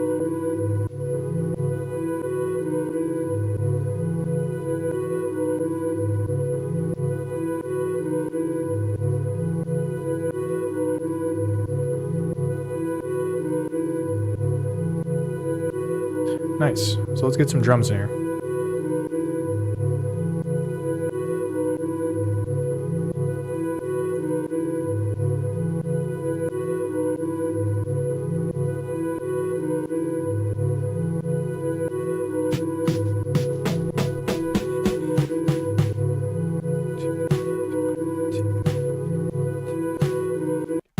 All right, this one sounds chill.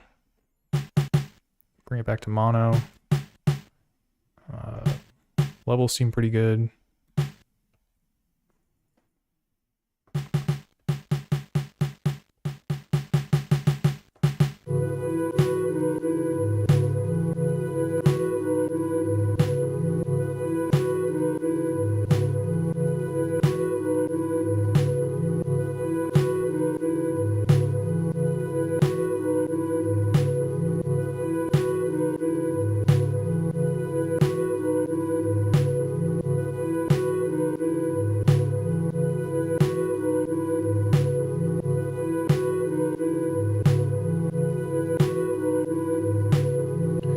Nice. All right, let's keep shopping around here.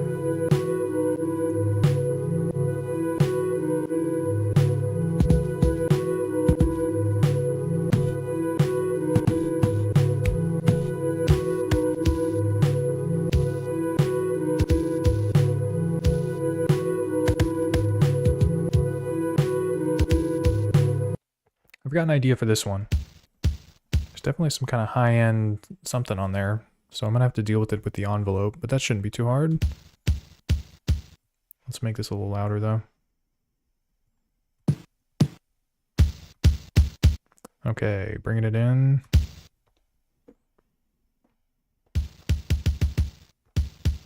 So yeah, I kind of want to shorten the release so it's not sustaining as long. So maybe I want to shorten the sustain. I don't know. So voice, then from here, bring sustain to 0, and then you can just adjust the decay. So it's a lot snappier. You can bring down the pitch too.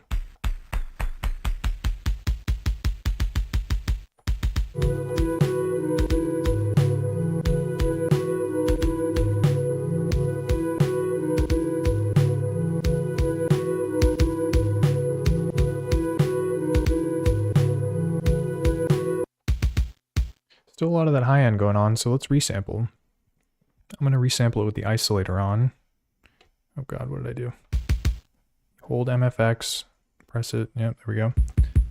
Oof, look at that, it's already sounded much nicer. Yeah, with kick drums, using the isolator, you basically just bring the mid down pretty low. And then you don't want to delete the high, because the high does like, it does something with the kick. It lets you kind of hear it at a different frequency. And then of course you want to bring the low up. So yeah, these parameters are pretty good in terms of just optimizing the, kick drum. So now I can resample, sampling.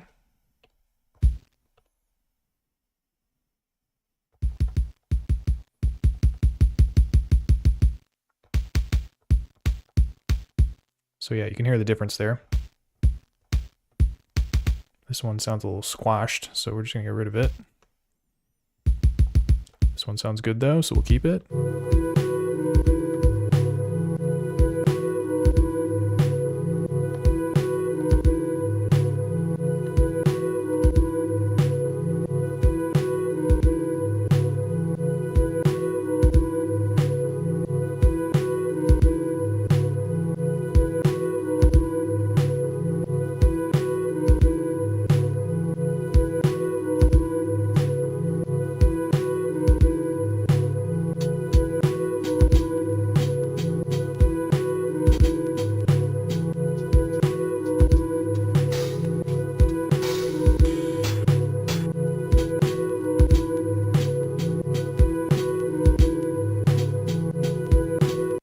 I feel like this hi-hat's gonna work, but I am gonna have to do some envelope stuff, kind of like with the kick. No problemo. Whoa, there's a little bit of noise on this one. Got kind of a buzz. Well, again, we can deal with that with the filter. And let me turn it up just a little bit more. Okay. Or actually, you know what? Here, let me delete that. We're gonna edit undo this. Now, one of the cool things with the P6 is that when you're sampling in, you can sample with the effects enabled. So we can actually use the isolator to clear out some of that. You can hear this hi-hat has like a buzz on it. I don't know what that is, probably from the record I sampled it from or whatever. But yeah, so we can turn on the isolator, turn the low all the way down. Look at that, the buzz is gone. It's like magic. I guess it's still there, but it's like very low. So now when I sample it in, it'll have the isolator effect on it. So we're gonna hit sample, press the pad, do it. And now I don't even have to worry about messing around with the filter and stuff because it's gone. Pretty much gone. Once I lower it and it's in the mix, you're not gonna be able to hear it too well.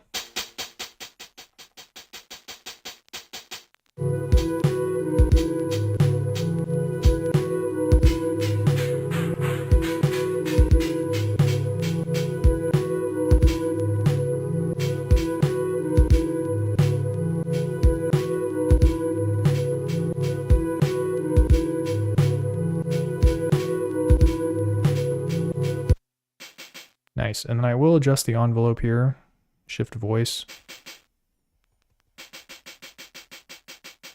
just so it doesn't sustain as much.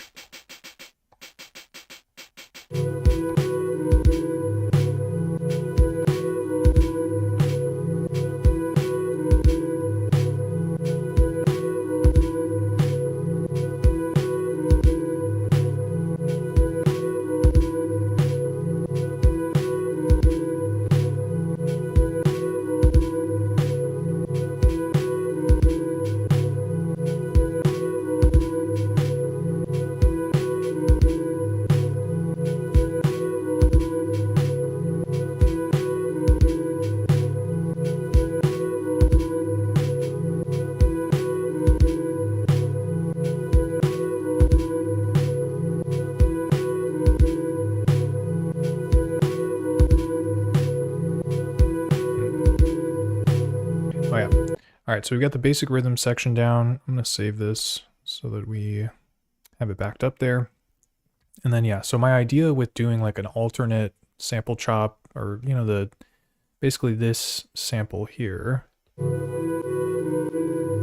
this like synthesizer, whatever. So my idea with it is actually to copy it. So hold the pad down, shift play, copy. And we're going to copy its number 2. I don't think it's going to copy the note data. It's just going to copy the sound and sample. Yeah. But now that I have it here, what I can do is bring the pitch down.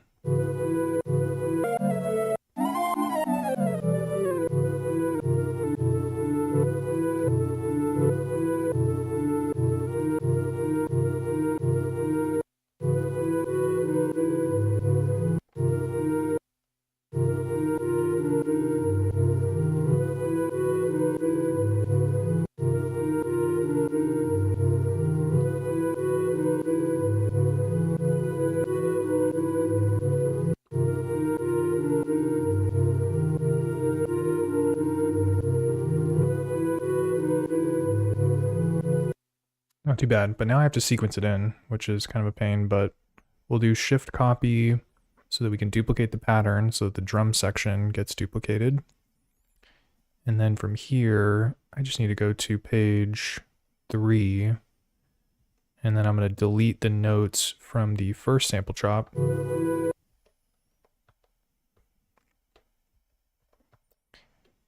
And then now when I go to this third page, I'll have this one play.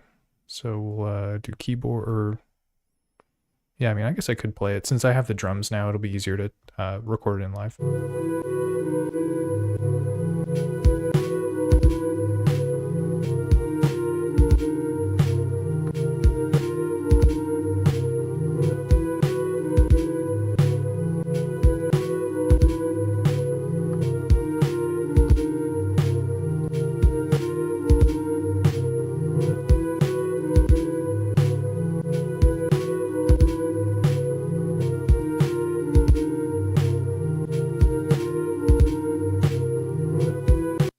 But you can hear there's kind of an issue here, which is that the notes are sustaining through from one pad to the next. So we need to put them in a mute group, which you can do from the voice, or from the voice menu. So you go all the way to the end, mute group, and then we'll just put them both on 1. So now it should sound pretty chill.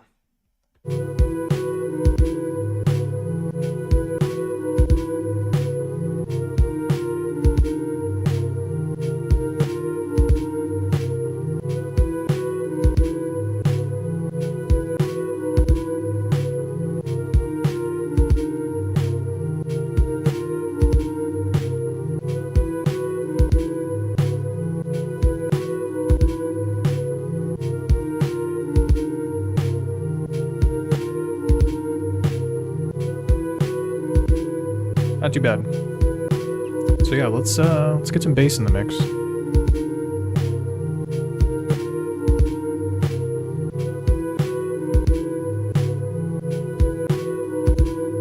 Whoa. This thing like crashed on me. What the heck, bro?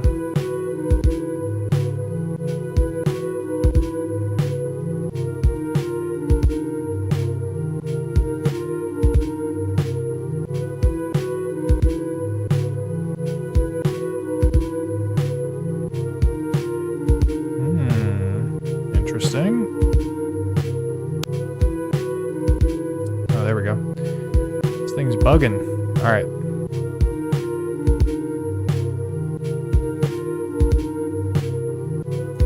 And so what I was trying to do is just load up the macro synth, because this has like pretty simple like waveforms.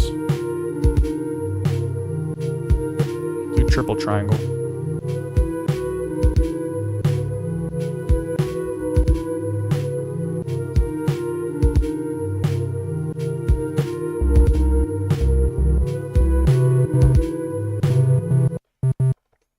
All right, so we're gonna record this in, I guess keep it in mono.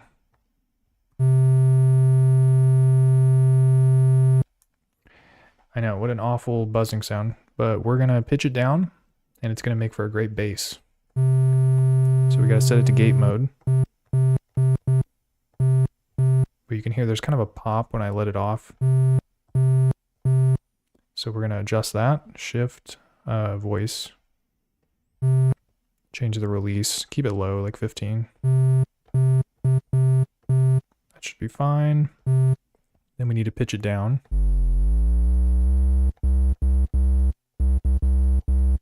Starting to sound more like a bass. And then also, you could do a low pass filter.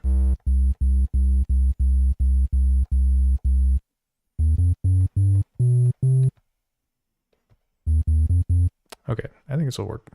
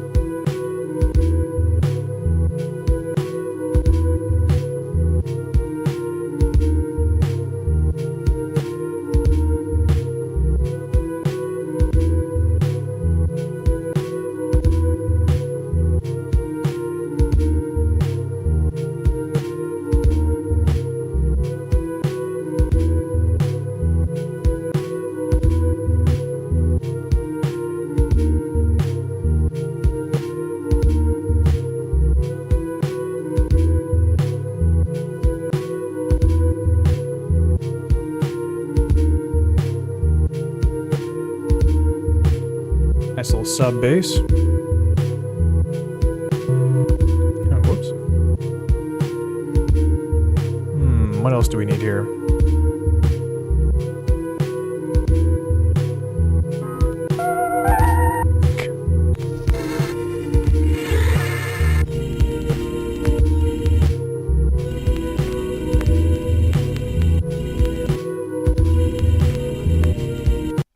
I'm like kind of into it. I don't know what compelled J Macula to select the organ folder, but but I'm living for it. Okay, so let me try recording this in. It's pitched up. Okay. We'll keep this one stereo as well, because who knows?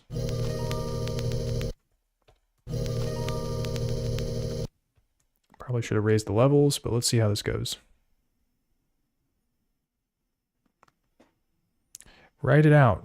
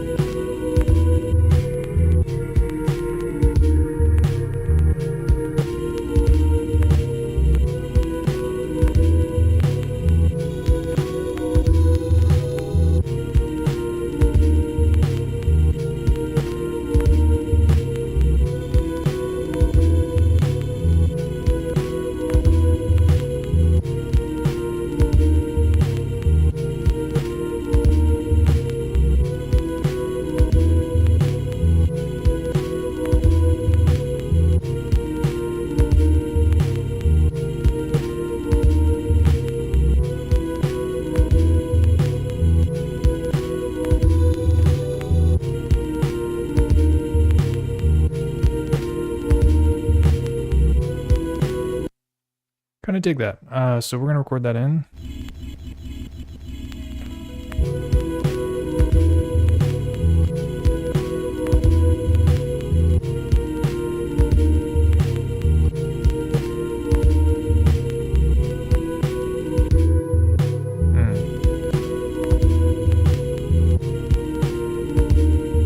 What's that all about? My first note didn't get recorded in. What the heck?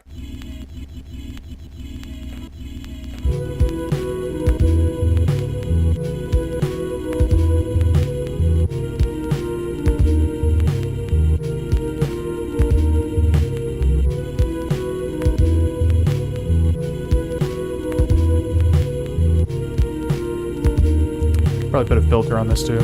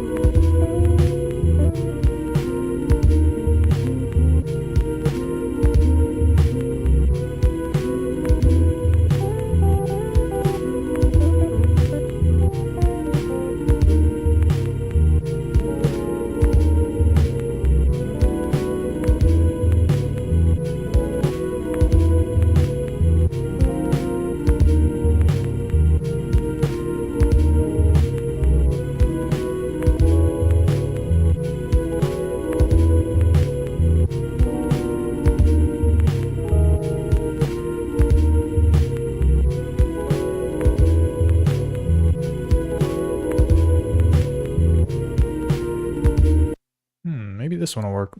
Let's try recording it in here. Gonna have to crank it up a bit.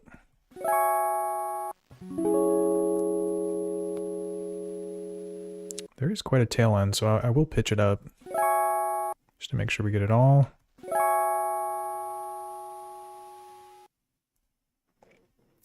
Good thing that I did. Okay, what do we got here?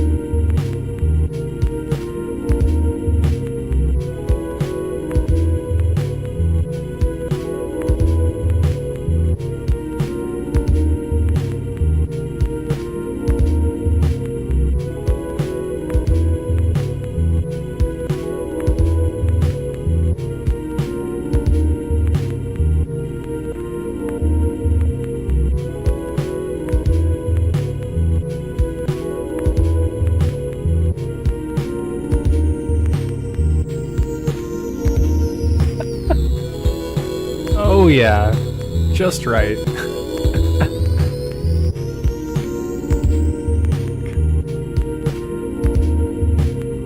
Gotta love the old green knob. Really puts things in perspective. Just imagine living a lo-fi life with this knob turned all the way that way. Super crazy.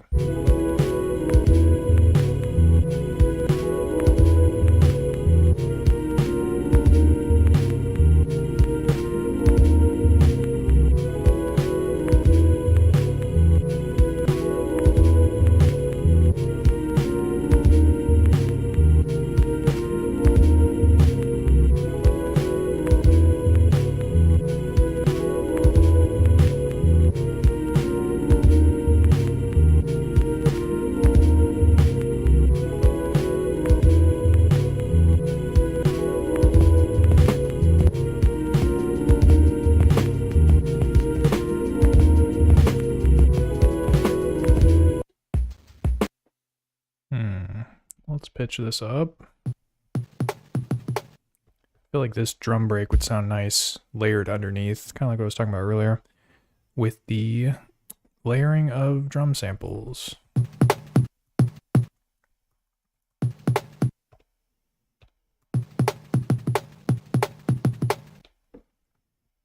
think I got that.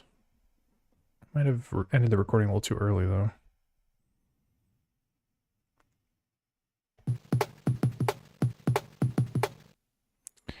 Okay, and then we got to bring the pitch down first.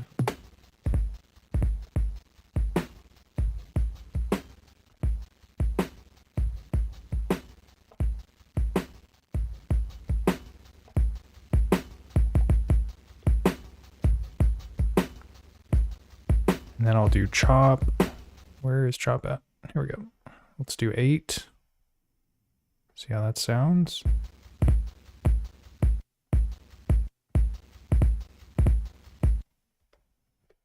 Oh.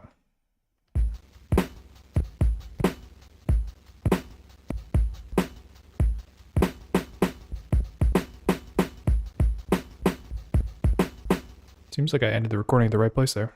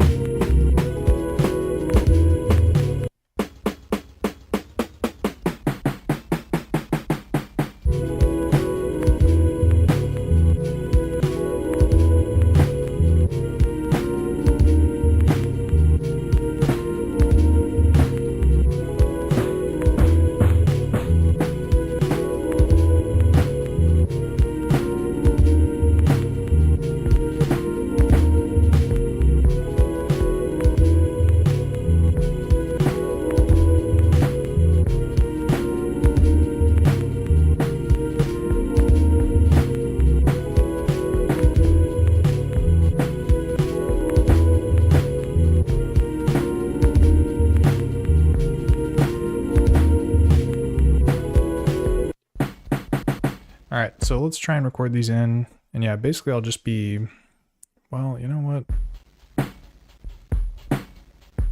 I'm going to try and record them in live and see how it sounds. I might end up using the step sequencer if I can't nail it.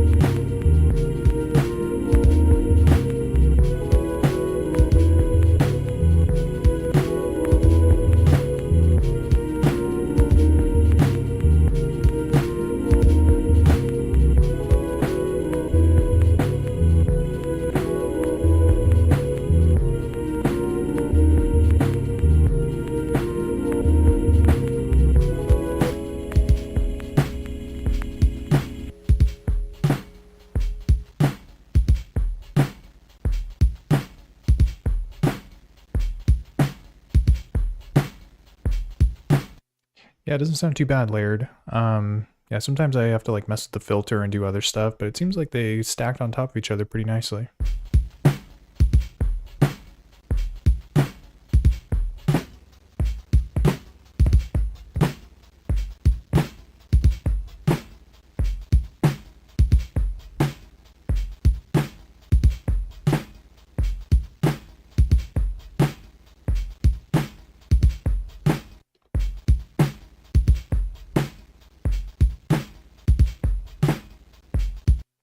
one's pretty off though.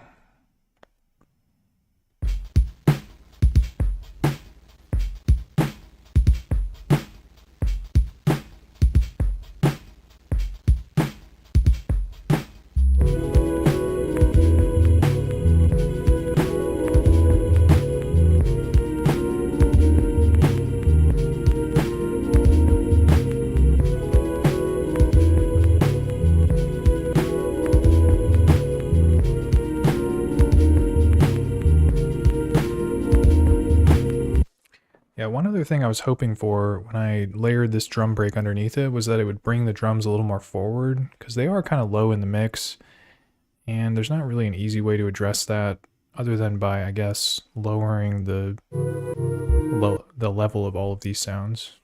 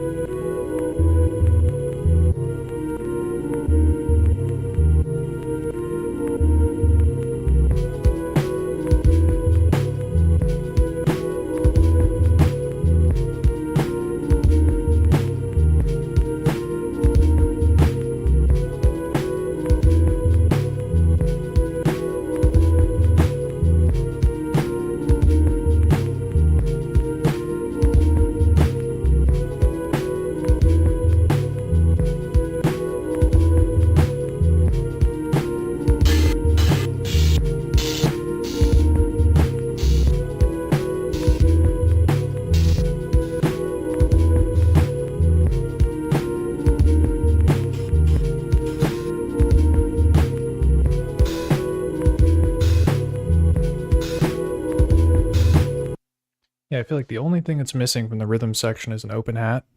So that's what we're going to do.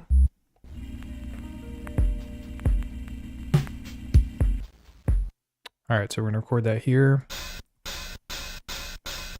think this one will work.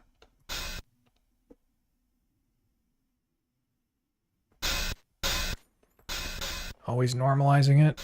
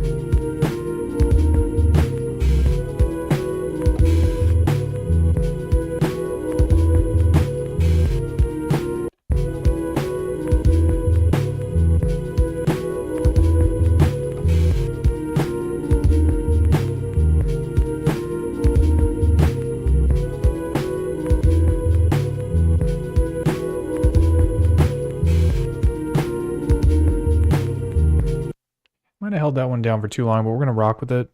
And then the other thing I want to do is make sure that while this is playing, that there's not another hi-hat playing. So that I might have to like track down. Well, first things first. This is the hi-hat.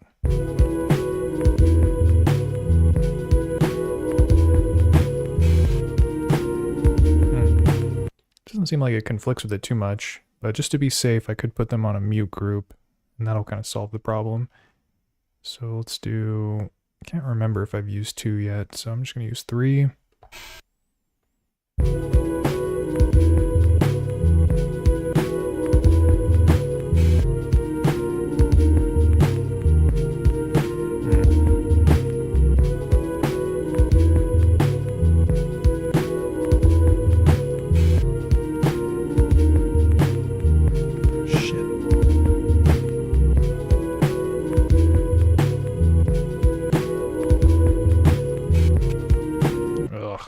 I accidentally pressed this button because I thought it was going to exit the menu, but it was a note.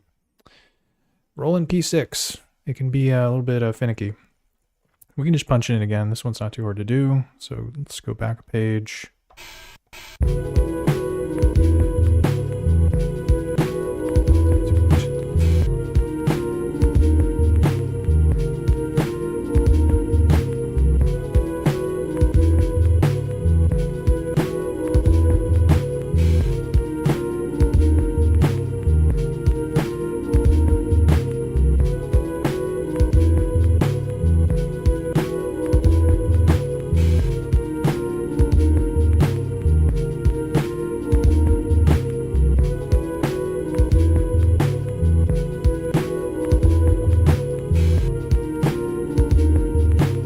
Sounds pretty chill.